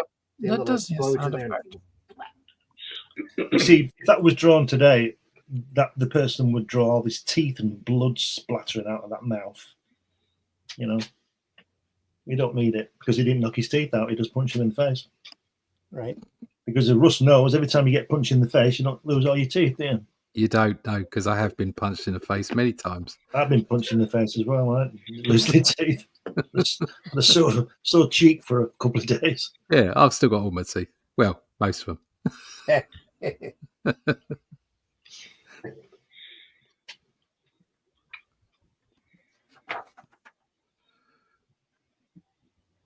Ah. Wow, look at that. Oh, that's a Star Destroyer. That's pretty cool looking. It's supposed to be the Super Star Destroyer, would be my guess. That drawing's for Jens, Yeah. isn't it? It's James not here. Yeah. Yeah, but again, I don't like that. It does look a bit weird.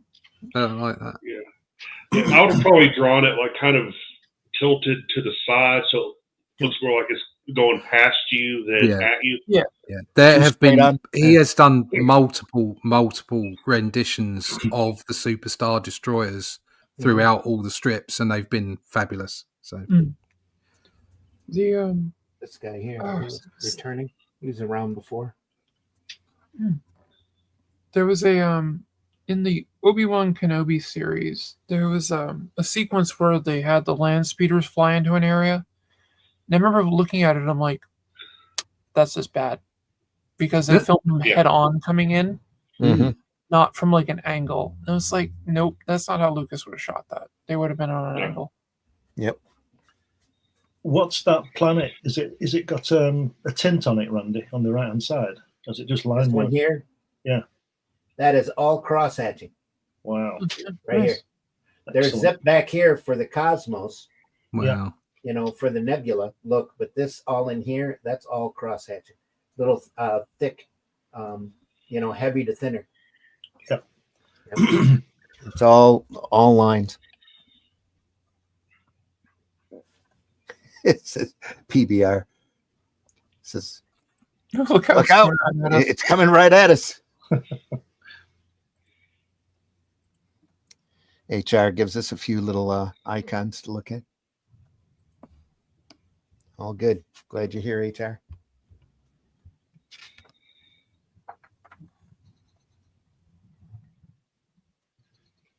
Here again. Oh. Wow, look at the size of that ship. Yeah, Superstar Destroyer. See, I like that shot of it. That looks really good. Yeah.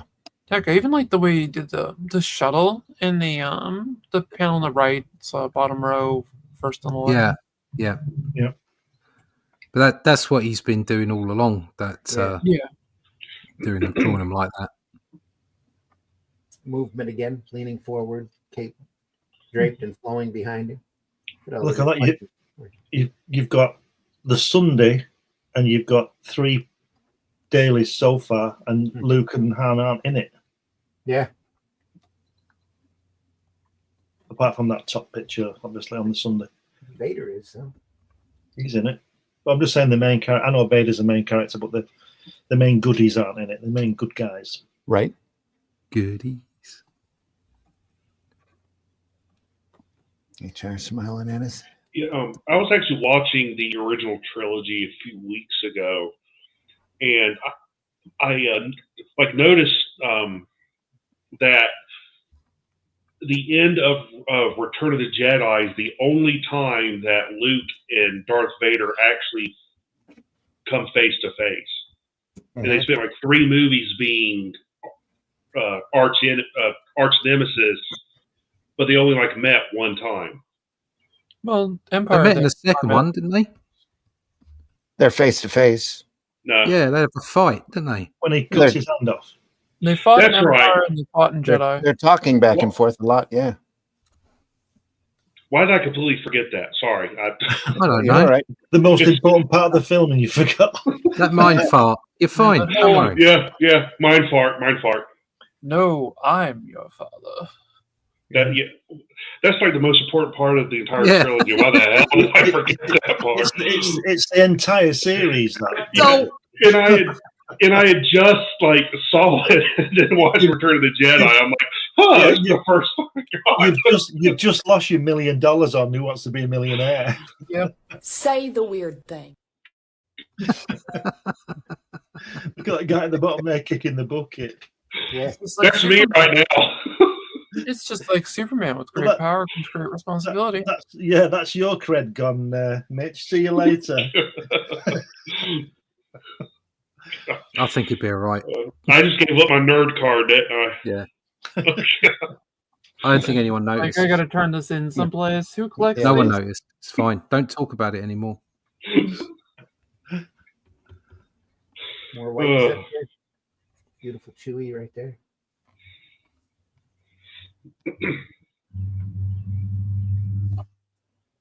Doing the theatrical hand gesture of frustration. Yeah. But it's brilliant. I've drawn a lot of fans like that. I want to see that on that first page center panel. I want to see that little guy with that Arzak guy on it flying down there. Sorry, the middle section. There's a little Arzak flying. Yeah. I want to see that guy standing up on him, riding him. I ran across on Facebook a piece by Mobius I had never seen before of a bunch of guys that looked like little tiny people flying a salt crystal or quartz crystal. Yeah, I saw that. Yeah. Just amazing. Tiny people. Real tiny people.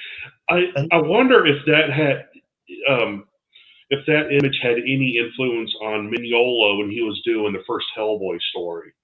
Because the Abdu Jihad are in a giant crystal thing just like that. Yeah, probably. Because I know that Mobius was a huge influence on Mignola anyway. Yeah, influence on just about anyone who sees him. And I think by Mobius's own admission, shrooms are a great influence on him. Yeah.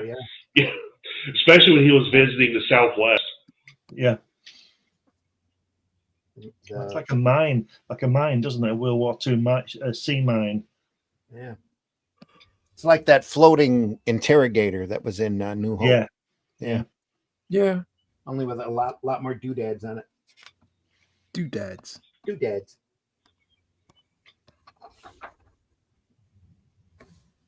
Oh, man. It's still turn these pages and be stunned by the quality of the work. Just incredible. Stuff is great. Look at that bottom panel and all the wall work. He didn't have to put all that effort in. All of this. Look at that. Yeah, just everything. Yeah. Just the panel is full. Yeah. Looks really good. You guys, main characters. And we've got another almost repeat of the same panel on the left-hand page.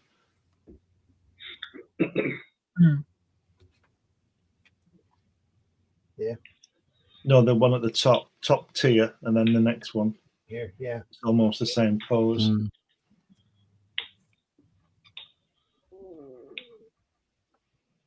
And then we've got on the right hand page at the top right panel, that's Lawrence of Arabia. He's Peter O'Toole's entered the show. Here, Yeah. now, Peter that's O'Toole's one a of the- Sandman. That's one of the bounty hunters from Empire. Yeah. It's just like this guy here. They're right out of Empire. Yep, Boskin, Dengar. That guy can't blink. Nope. The thing with this panel, other than a few spots in Han's jacket here, this is all lines. Yeah. It's all of this back behind here is line work. Back behind Luke. Down here, this is all line work. They took their time on that panel. Just crazy good. And that section would have been one of the dailies. Yeah.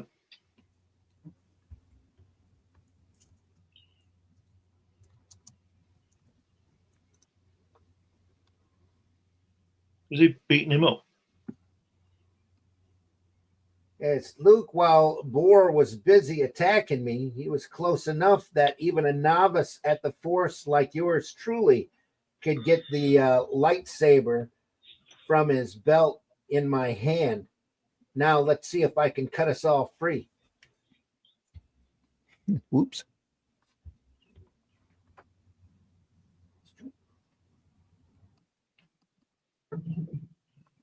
Okay, lightsaber. Well, we'll just cut each other. We'll just cut ourselves off at the wrist. That's all.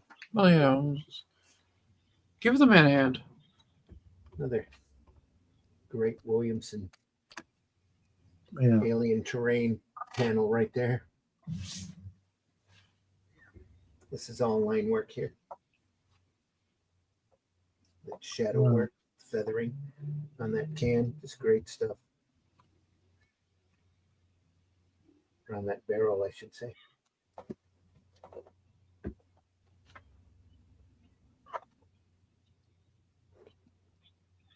He's very good at balancing Williamson, isn't he? The blacks against the open space. He's very good at that.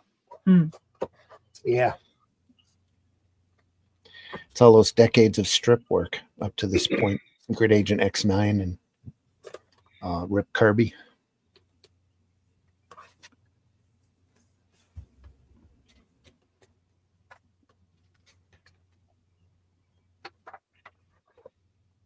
Wow.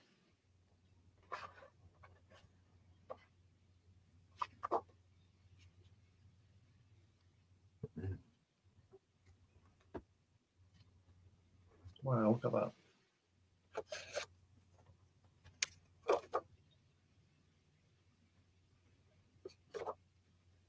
It's another great shot of that bounty hunter that they brought in from the strips earlier.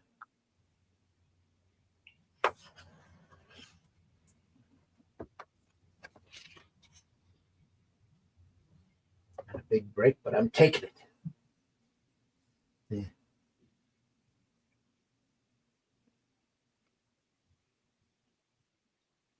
No caption box here. Oh. None around here either. Just open. This is all line work back here. All of that whole panel. There's no gray screens on any of that. A little bit here. A bit back there. Brilliant.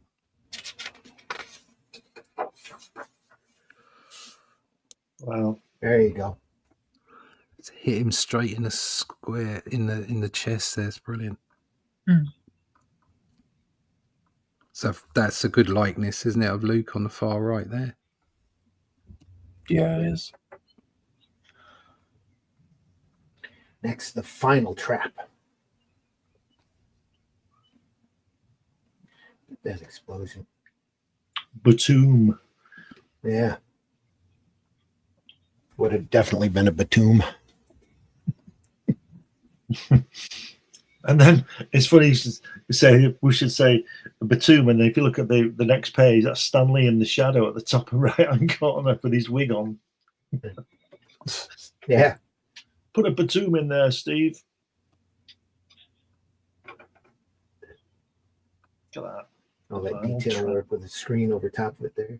Here's Another zip screen. It's beautiful. Good place to end. Yeah. The two ships right as above the surface of Ord Mantell, gradually taking different courses. Raskars for the safe anonymity of the rim worlds, the Millennium Falcon for Hoth and ever greater adventures to come.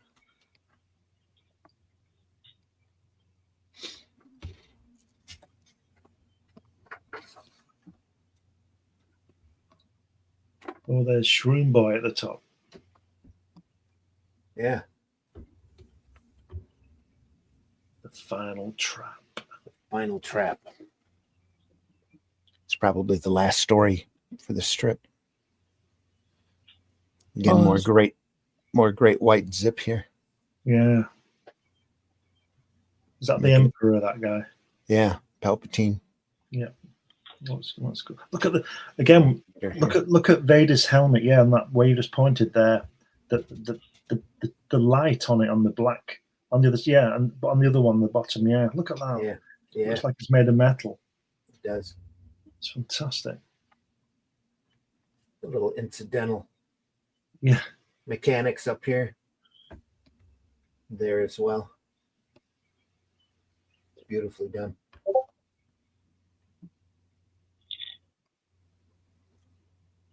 I mean, that's why Star Trek, the first series, and didn't work, and Alien, the film, did work, was because in Alien, when we go on the spaceship to start with, it's all coffee cups rolling about because people are there making it a mess. And like if you look at that picture of Darth Vader there's all that stuff going on behind him. It's a quite if that was Star Trek, there'd be a wall. It wouldn't be anything there. There'd be a wall there. Do you understand what I mean?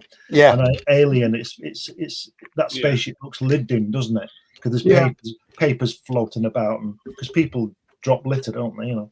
Yeah, there's like pictures and stuff hanging on the wall that they tacked on, their family or stuff. And the whole lived-in blue-collar space. Exactly. Space but that, in all fairness, there's a difference, isn't there? It's like that was a workplace. Yeah. Whereas this is the military posts of some sort, or So, it's like horses for courses, isn't it? It's different things. Although I know what you're saying about Star Trek, a lot of that must be down to the design of the times and the amount of money they had for the production and what have you. So it's easier to do flat walls. Whereas this has, and Star Wars itself had there was a lot in the background. There was a lot going on. It made it a real place, didn't it? Yeah. That's one of the fun things about the original series, especially if you see the remastered versions, is all of the primary colors that they used because it was early in the years of color television. So they wanted everything to pop, just like the old Batman show. So everything was big, bold, and primary. That's why everybody wore solid, shirts and all of that, so that they really stood out on the TVs. All the computers and instrument panels have glowing lights of vibrant colors. Right. Yeah. But they're all switches as well. I mean. Yeah. Yeah. Little buttons on the wall for communicators. But again, that it comes down to the time, doesn't it? I mean, look at the way that the Next Generation was done. Yeah. By that point, they just tapped their chest and talked. Yeah. A little button on their chest. But again, it's all ridiculous. Oh yeah. It's like if you were going to have a communications device like that, AI would probably know you were going to speak, so it would turn it on for you. You wouldn't tap it, and then later it wouldn't let you speak. It kill you. Yeah, that's the one. Yeah. They were to do different film. If they had done Next Generation today, they'd just tap their ear and talk. Well, it's like modern phones. It's like with anything, isn't it? Things move on so quickly. Mm-hmm. What would appear to be a futuristic thing like flat screens, they weren't a thing when Star Trek: The Next Generation was around. flat screens, tapping them. Yeah. And now it's moving on to holographic screens. There's no physical screen there. Mhm. So the future that we foresaw in 1987 or whatever, 88 or whatever it was, that was 250 years ahead, is actually dead technology by the time you get 30 years hence. So, you know, it's the nature of sci-fi, isn't it? And If you look at the original, and the reason stuff. for that is probably because they saw it on the Star Trek. Yeah, I mean, it's circulatory as well, which is a bit weird when you think about it. Yeah. Well, the iPad was in DS9. Yeah. And Blade Runner. Yeah, that's right. I forgot about Blade Runner. Yeah, but don't forget, it all goes back to New Gods with Mother Box. You're absolutely right. And the Hitchhiker's Guide to the Galaxy is basically your phone. Yeah. Well, those old video phones and those old serials where they talk back and forth to each other. Well, serial. going back to Newfangled the technology. Oh, Flash Gordon and Buck Rogers stuff. Yeah, and even going back to the infant days of science fiction, you had like H.G. Wells. Jules Verne did 20,000 Leagues Under the Sea that had a submarine in it, and like 20 years later, we have actual submarines. Yeah. Yep. Very much so. The first submarine was in the American Civil War. Yeah, the Ironclad. Damn it, I'm wrong again. What is wrong with me this morning? I mean, a full deep diving submersible, though. A lot of that's inspired off of the Nautilus. Yeah. Ironclad was kind of a skimmer. Just half. Majority of it in the water. Actually, they had a submarine that could fully submerge in the Revolutionary War. Oh, okay. And what time is Spartacus depicting? When's that? Is that before Christ? Roman. He didn't have a submarine as well, did he? No. But what it was, he what's he called? Kurt Douglas. Spartacus invented the dildo because he said, "What'll I do with this baton?" Well, dildos have been around since the Egyptian times. Yes. Spartacus. Oh my sweet summer child. I'm Spartacus. No, I'm Spartacus. I'm Ronnie Pickering.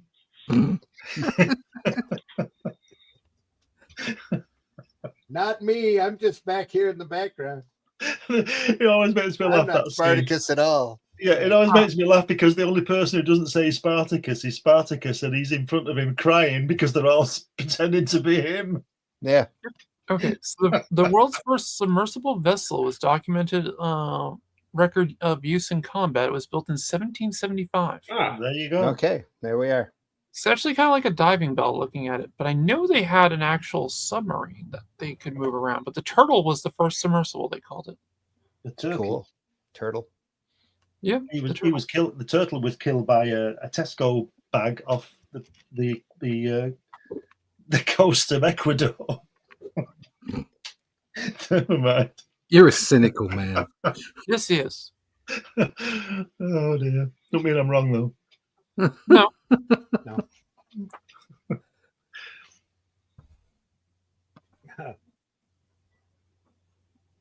Another great daily here. There's that guy, and he's in the film, isn't he?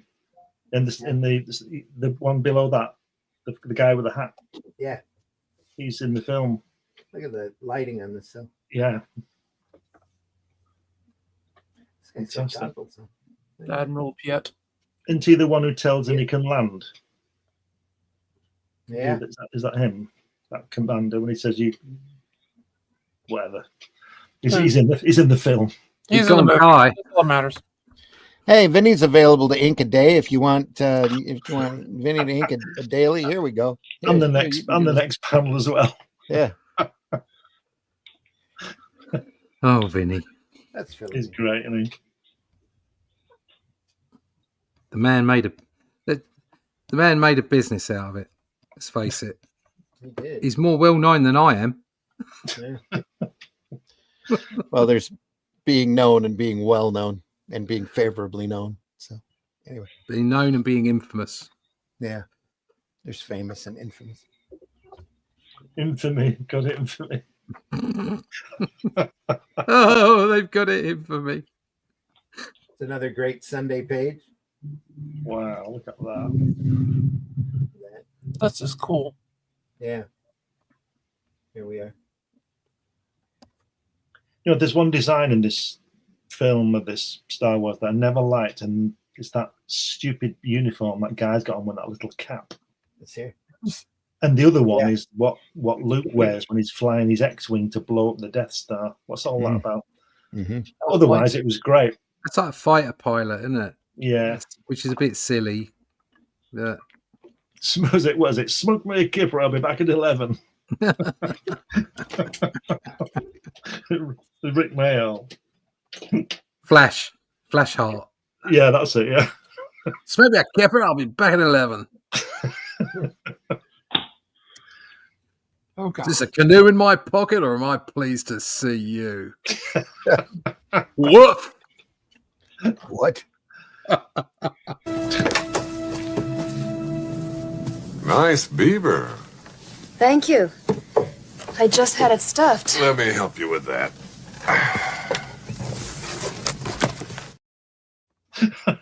Oh, God.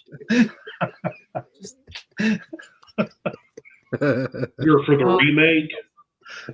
Yeah. Liam Neeson, is it? Yeah. Leslie Oh, Nielsen. you're joking. Yeah. Oh, God almighty. Probably won't be the same. So It won't. Without Leslie Nielsen, it won't be. I'll tell you Yeah. now, I won't know because I won't be watching it. there you go. Yeah. Yeah. Just think of something new. They can't. Just when I saw the trailer, I went, no, just no. They can't think of new things. I don't know why they can't. I mean, I was going to say. Go ahead. I really like Liam Neeson, and I'm just like, Yeah. no. Why did you do that, Liam? I was thinking I've got 3 ideas. They could call me, but they can't because my telephone doesn't work. Yeah.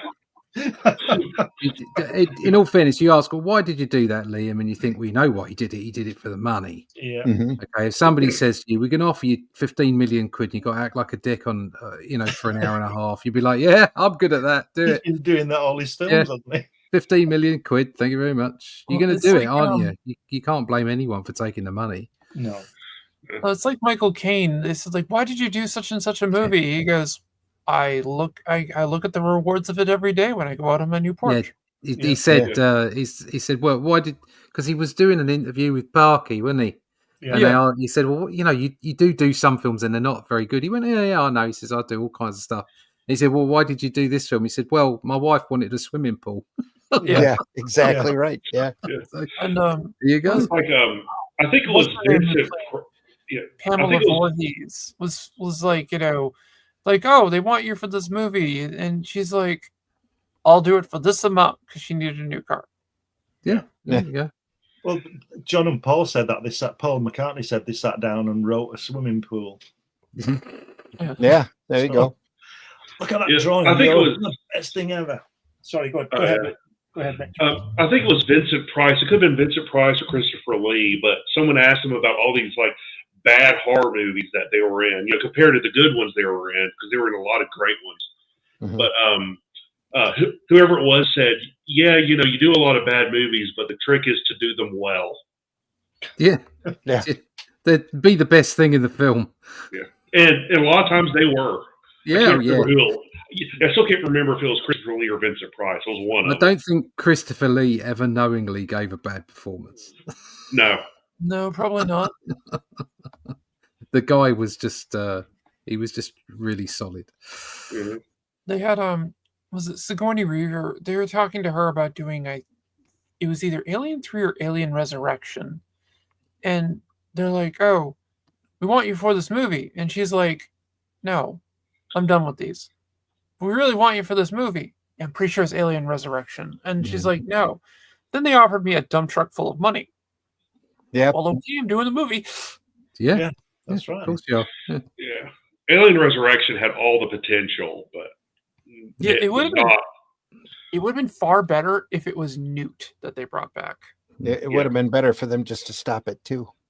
Yeah, that's the ideal situation. The thing is that you can have both. You can have integrity and take the money, because the only way that you can afford integrity and eating Yeah, It's is bad. to take the money. Yeah. Yeah. You know, so we've all taken jobs we didn't necessarily want to do, which Yeah. I've done plenty of. Yeah. I'm kind of doing the integrity bit at the moment. It's not very well paid, And you're getting hungry, aren't you? and I'm getting hungry. I have to say. I can definitely So say any of you people out there that want me to do some crap for you, I can do that soon. Yeah.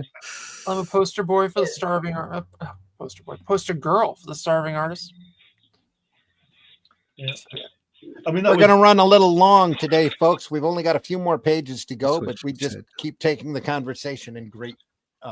that was a little disappointing, wasn't it, recently? But not really surprising when Harrison Ford revealed that he just did things for the check, you know. And we'd like to believe that he loved doing those films and blah blah blah. But you know, he hadn't as far as I knew started doing commercials until just recently. And some of those commercials, he's got a commercial out there for Scotch and another one out there for Jeep that are just absolutely hilarious. Where he's talking up the Jeep so much, and then he gets in the Jeep, shuts the door, and says, "I love this car." He goes, "Even though my name is Ford." God. No, that's where, unfortunately, I think it's okay to get emotionally invested in stories, but don't get emotionally invested in actors or celebrities. The Scotch commercial, he's in his living room with his feet up, with the fire raging, and he's sitting there reading a script, and he's reading all of this stuff that they want him to do, and he goes, "Hell no, I ain't doing that." Balls it up, and the whole while he's describing it, they're showing him doing it. Like, I'm not going to do that. I don't care how much they want to pay me. Yeah. Anyway. Yeah. Okay. I don't know whether you see this over there in the States, but we've got Clooney doing a coffee advert, haven't we, Russ? No, we haven't. Oh yeah. I have to say, most of the TV makes me want to put my foot through it at the moment, so I've stopped watching. The only thing of Clooney's we've seen lately is an interview with Anderson Cooper that was pretty sad. I didn't see that. The cap on, and he's whining about the business. Like, shut up, you're rich. Yeah, piss off. Got no time for any of them, to be honest. Great white zip here again. Yeah, it's cool. All this here too. that whole panel here as well. Talking in hologram. Long distance probing. Oh. Hey. Hey. Nothing like a bit of long distance probing. That's Reed Richards' long distance probing, isn't it? Yeah. Ooh. I always wanted to do that comic. It's on my way down on the list on my bucket list, but Sex Lives of the Superheroes. It'd be fun. Ben's sitting there reading the paper, and off one side, Sue's going, "I'm hiding from you," and Reed goes, "I'm looking for you," and then you see it travel across the panel, and Ben puts his paper down. Cut that out. You could do the Wonder Woman joke in it, couldn't you? Oh yeah. Oh, the why she uses the bracers? No. Or the Flash with Iris. Hey, want to get a quickie? And he goes, hey, you want to get it again? Is that line work at the top of that page, Randy? On that right hand Here? page? Yeah. Yes. Look at that. Cross-hatching. Look at that negative space work for the stairs. Just beautiful. And the sequence here, bleeding the Star Destroyer into Vader. Yeah, nice. That's very nice. Nice. See, that's a better front shot of the Superstar story. Again, it's slightly off, isn't it? Yeah, it is like tilted down. Yeah. It's fantastic. Here, this is all line work as well. Wow. It's almost as if they knew that their time on this strip was starting to come to an end, because they're really kicking the walls out. Yeah, aren't they? On this artwork on this. Yeah. Just knocking it out of the park. This is all, it's all line work here. Look at that top panel. Gray screen here. That top panel from Jabba's Palace. Look at the negative space on the stairs. Yeah, it's fabulous. That's great. It's fantastic. Even though like the line of shadow. PDR right there. And it's from even the line of shadow from Leia on the top panel, the way it's like right below her chin, how it leads you down the stairs. Yeah. I would really be curious to know if this page has ever been sold and how much it went for, because this is Williamson right there. This is everything that you want on a Star Wars page by Al Williamson. It's right there. Even the little lizard characters, the mushroom, the beautiful work, the Vader. Stuffed everything in there. Yep. All the main characters except Leia isn't in it. Maybe when Williamson was doing this page, he was thinking swimming pool. Maybe. Yeah. Because he knew he was coming to the end. And he's put them all on one page, like you said. Because if he's keeping the artwork as well. Yeah. You're like, Heritage Auction just called. Oh, okay. Here we are. Where are we at here in the chat? A little farther up here. Sorry, folks. Didn't mean to ignore you. Rising Phoenix Railroad in the house. I think someone needs a Star Wars movie binge. I'd say so. Mobius was probably inspired by Jodorowsky's esoteric knowledge. Him and Jodorowsky had a couple of projects together that were amazing. I think they fed off of one another, to tell you the truth. Yeah, they probably did. They were both around before they met, weren't they? Yeah. Great done. The screen as gray, get that 3D effect working. Yep. I wonder how he did that. That white zipatone over top of ink, probably. Yeah, that's what I was talking about.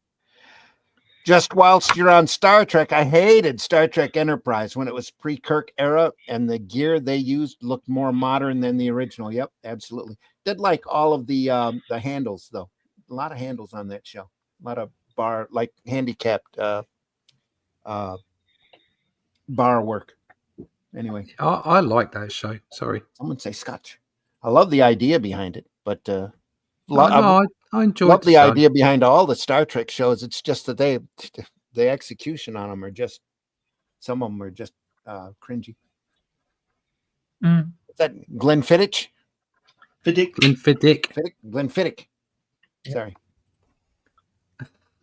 I don't remember the Scotch brand that.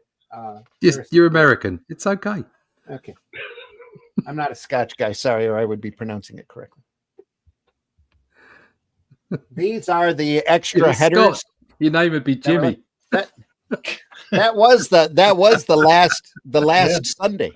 So it's the last one. That's the last one. He just kicked the walls out on it, and it's worth $50,000 at least. You see, that's a great way to sort of get around death duty. Because if you hand all your artwork down to your kids, there's no real value. There's no inherent value to those because it's all been used. It's only later when it goes to auction, isn't it? Yeah. He knew that was it. He was going out the door, so he's just gonna do the best. I'm surprised they didn't have like a big the story continues in Return of the Jedi or something, or some might think since this is the story's leading up to Empire, but it was done like in between.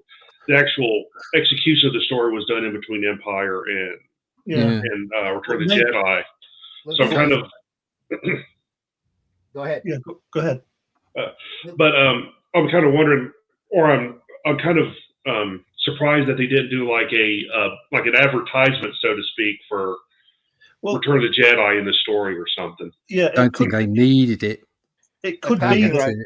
It could be that they didn't know because it doesn't actually say the end, does it? Yeah. The copyright on this last strip is 1984, so Jedi was already out. It went past Jedi. It went past. Well, it depends when it was drawn, though. Gotcha. Publication, doesn't it? But it makes me wonder about what will happen the next time I face Darth Vader. It says, "Come on, Luke, let's get back to Hoth and the princess. Whatever happens, you'll be facing it with friends." So it takes you straight into the second film there. Straight into Empire. Yeah. They were because that's what they said. It's in between the two films, isn't it? Yep. Just beautiful. Then we end with those header pages again that a lot of the Brilliant. newspapers cut out when they printed it tabloid size. Mm. Always Brilliant. different. I love that Boba Fett one. It's a trap. Boba Fett. He was in a couple of stories an episode or two ago in the strip. They gave Bit him fishy. bit fishy. Bubba Fortuna. Ate to Jabba the Hutt. Wicket. I like that Lando Yeah. on the bottom. Yeah. Side shot. Nice. Back bar again. Like Up that. the bar.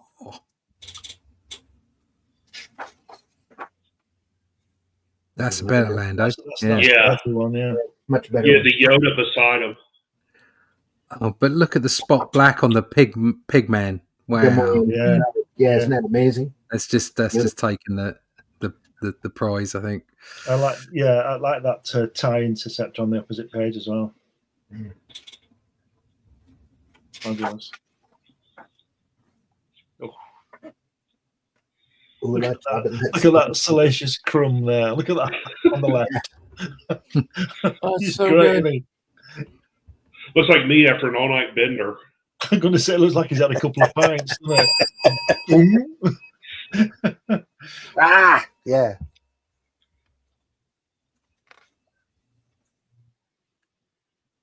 Oh, Rancor. That's good. Sibel, the Mind Witch. Archie Goodwin. That's great. Williamson. That's brilliant. It is. George Lucas. And they end with Raskar, space pirate. Lovely beard. We got tie interceptor twice. Yeah. That's because they're cool. Yeah, they do look kind of neat. Dreaded Ranker. That's it. That's it. Wow. It's all over. That's all she wrote, folks. Three great volumes of Star Wars. The comic strip looked over the last 6 episodes. Great stuff, folks. If you missed any of those, we are archived over on the Comic Book Black Belt YouTube channel, the Randy Zim YouTube channel, and the Indie Comics Network YouTube channel. Go over there and enjoy. If you do, make sure you hit the like button, subscribe to those pages if you haven't already. It's absolutely free on YouTube. You don't even have to hit the bell for notifications. We're here every Sunday morning at 9 a.m. for Sunday Funnies. And then Friday morning at 5 a.m., we also do Comics by Night, where we look at other comic greats. This week, we're going to finish up looking at some John Buscema Avengers work. Next Sunday, I have no idea what we'll look at, but it'll be something great. That snake slug guy, look, he's about half a mile long, isn't he? Look how far back he goes in that forest. Yeah. Yep. That's what shrooms do to you, folks. That's what it is. They either do that or turn you into Father Christmas and give you a gun like that little guy there. Deeply appreciate everybody stopping by this morning. I'm trying to go back up the chat. Did a little bit of growth here. I typed that just so Randy would mispronounce it. LOL. Sorry, my fault. Did you say you don't like scotch? I can't talk to you anymore. I didn't say I didn't like it. I'm just not an aficionado of it. We've had, I'm not much of a alcohol drinker. Anyway, I did a lot of that during my misspent youth. And in fact, there's a Chicago con out there, the last Chicago con that Marvel paid for the alcohol. That was the last convention I drank at. Yeah, I'm telling you, I took full advantage. HR Norwegian band. That's why they went into chapter 11. No. Yeah. Well, 'Cause of your probably not drinking. that reason, but they did put up a sketchbook that I didn't sign any of the cartoons I drew on there, but I drew some really good editorial cartoons. I was especially proud of. That was back when Steel Grip Starkey and his all-purpose power tool was out by Epic Comics. So you can just imagine where that went. I didn't know it was in between story of the movies. Yep, between New Hope and Empire. All of these stories took place. 100% its pick on the last page looks like Roy Schneider. Schneider. During the Sequest days. Roy Schneider. Schneider. Schneider. You're gonna need a bigger ship. Maybe, yeah. I could see where you'd see that. Whoop. He had kind of a Captain Nemo look about him. Thanks for making my Sunday way cool. Please read, enjoy, remember. Yes. There is so much great material out there. We have, in our couple of years of doing this, barely scratched the surface on this material. Do go back, and if you remember anything in your youth that you still have in your collection and haven't read in a while, remind yourself why comics are so great. If there's something that we haven't covered yet that you love, let us know. Drop that suggestion in any of the comments, and we'll do our best to take that under consideration. Marvi says, this Star Wars shows have been great for me and one of my favorites because I love black and white art. Have a great week. If you enjoyed that, maybe we should go through and look at a Tarzan collection. I've got all of the Manning Tarzans in black and white. I've got the yes, please. Fred Gustafson Mickey Mouses that are just incredible. Great classics. Oh, those are fun. Those are really good. Yep. One of these days, we're going to spend at least one show looking at Carl Barks' Ducks. Yes. Good luck on making it one show. Yeah, no, it won't be one show. It'll be a lot of them. Yep, nice spaceship. Yeah. Haha, Matt Black says. The page opposite story. Okay. HR in the house. Little star left. Want to thank everybody so much for stopping by. Deeply appreciate you being here. And like I said, we're here every Sunday morning at 9 a.m. looking at great stuff like this. More great stuff to come. And again, take a look at our archives. We know the majority of our viewers are after the fact, and we deeply appreciate you too. Make sure you leave a like. Hit that like button, hit that love button. And thanks again for sticking around. Deeply appreciate all of you. Mitch, tell folks how they can find you. No, Mitch is gone. He left us. Did you just chuck him out? I didn't do that on purpose, Mitch. There you are. Mitch, tell folks how they can find you. You can find me at Linktree/Celtic Cross Studios. You can find my online comics there, my web store, and everything else. Keep an eye out for both the Flesh and Blood collection campaign and the Boger Remaster campaign. I'm currently about halfway through remastering and recoloring the Boger, the first Boger graphic novel or trade paperback, whichever you want to call it. So, but yeah, and hopefully next week I will not have as many brain farts as I had this week. That's fine. I bet you do. We all do. Probably. Age catches up. Allison, tell folks how they can find you. Well, you can find me here on the odd Sunday and all that when I try to join these fine gentlemen.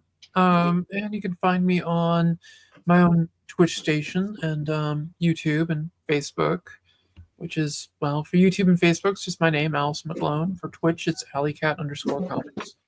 And I try to stream multiple times a week, primarily on Fridays at 3. But I'm also known to do my Sunday show, which is usually do around noon. I call it Sunday. And Mondays I try to also go at 3. And I found a couple of things when we were talking about how to do the tree kind of thing and all that. I did. Yeah. There you are. Yeah. I actually got a comment from Jim Valentino on this. He loved my perspective work. Nice. So awesome. I was pretty happy about that. And I dug up some of my Star Wars stuff that I've been doing lately for the month. Star Wars, look at Pew that. pew. And this is setting up for a lightsaber duel. Okay. Yeah. And then I had that piece. Nice. Wow. That's nice. Very nice. Rawr. Yeah. Sweet. Love it. And I had one more. These are all stuff I did on my stream for the month of May, basically. Beep beep. Yep. And I had the comment of that was just rude. Oh, that was just plain rude. Beeps. Yeah, so that's some fun stuff that I did. Rising Phoenix's Tarzan art and the Master Carl Barks would be awesome. Yep, they're coming. Yeah, that would be. Russ, tell folks how they can find you. You can find me at russleach.com. Twitter, YouTube, Facebook, all the connections are there. If you want to find out more about this magazine, issue 3 is on its way. Issue 2 is out to backers now. And as soon as we get confirmation that they've all got their books, it will be available on Amazon and Barnes & Noble, and of course over at Critical Blast as well. It's painted. The cover for issue 3 is great. We've got an omnibus catch up for the issue 3 crowdfunder, which is fantastic. Renato Rosart did brilliant work on that. We'll be seeing his work again, I have no doubt. And the insides is, classic black and white, fun, adventure material. So if you like that kind of thing, if you love comics the way they used to be, you'll love this book. So go to russleach.com and sign up for the email list, and you'll be kept up to date for everything Atlantean.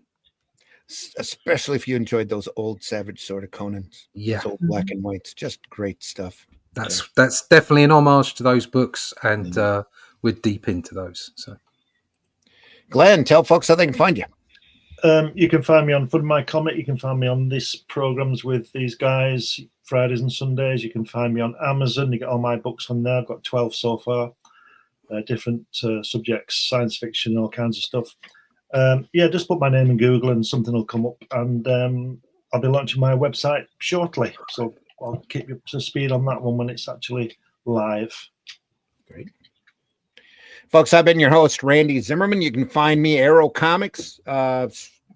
Just check your local retailer for stuff. Look for the Shadow Kingdom in hardback from all of the places that you can get books from. I think your retailer can order it from the Ingram book ordering system if they are part of that, as well as there's another couple of different versions of Shadow Kingdom out there as well. If you want it in black and white, I'd recommend the hardback though, because it is extra, extra pretty and it looks phenomenal on a shelf, by the way. And that omnibus is coming here very shortly as well.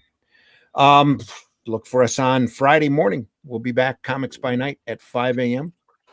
Once again, deeply appreciate you being here. Go out there, and if you love comics, read those old comics. Tell people that you love comics. You don't have to be trolling and doing all that crazy drama and being antisocial on those social platforms.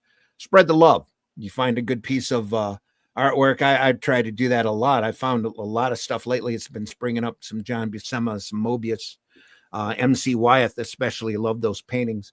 Just fantastic stuff. For Zeta. You see it, you love it, share it. That's right. It's simple as that. Folks, we can't thank you enough for stopping by. And if you enjoyed this program, tell your friends. We don't have nearly enough eyes on this program, in my opinion. There's so much great stuff out there for us to look at and to enjoy. We're going to keep, we don't get paid for this, by the way. We're not monetized, which allows us a certain amount of freedom, as you'll see as we go out the door. And we do this because we love this art form. We love and are inspired by this work, and we hope that you are as well. Comics are probably the best form of communication, especially personal, and there's so much that you can do with it. And we, again, like I said, we barely scratched the surface at looking at some of the greatest comics out there. So, and there's a lot more to come. Thanks again. Thanks everybody for stopping by. We'll see you next time. Take care. I think I said everything I was supposed to say. Yeah. Probably a few things I didn't need to, but we'll see ya. Take care, everybody. See you on the next one. Tanya. Have a nice week. Later on. Take care. Have a great week.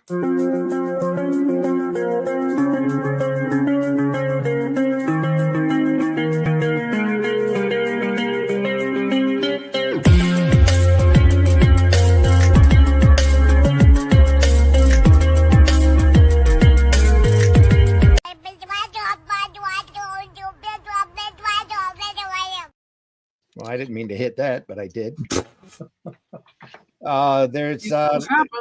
It does. Here we are. In the time before Atlantis sank, when the lands of this world were savage and untamed, one man would claim his destiny, seizing his place as a king.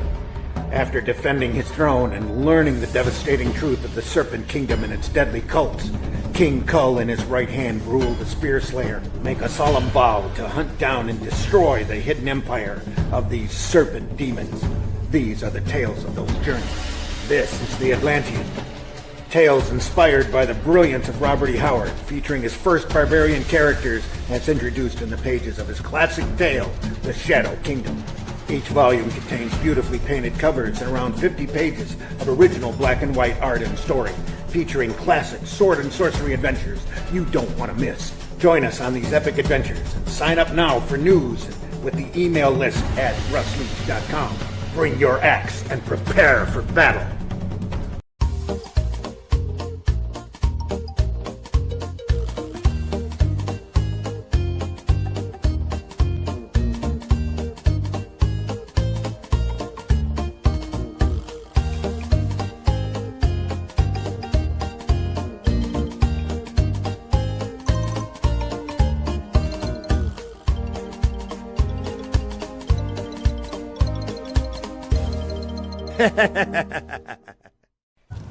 Hi, y'all. It's time for Appalachia Word of the Day. The word of the day is omelet. Well, you were there last night. I'm letting you tell the story. Fucking damn it. Oh, fucking damn it. Fuck up, oh, fucking damn it. Fuck off, you fat pig. Hello? Hello. Bitch. No. What the fuck?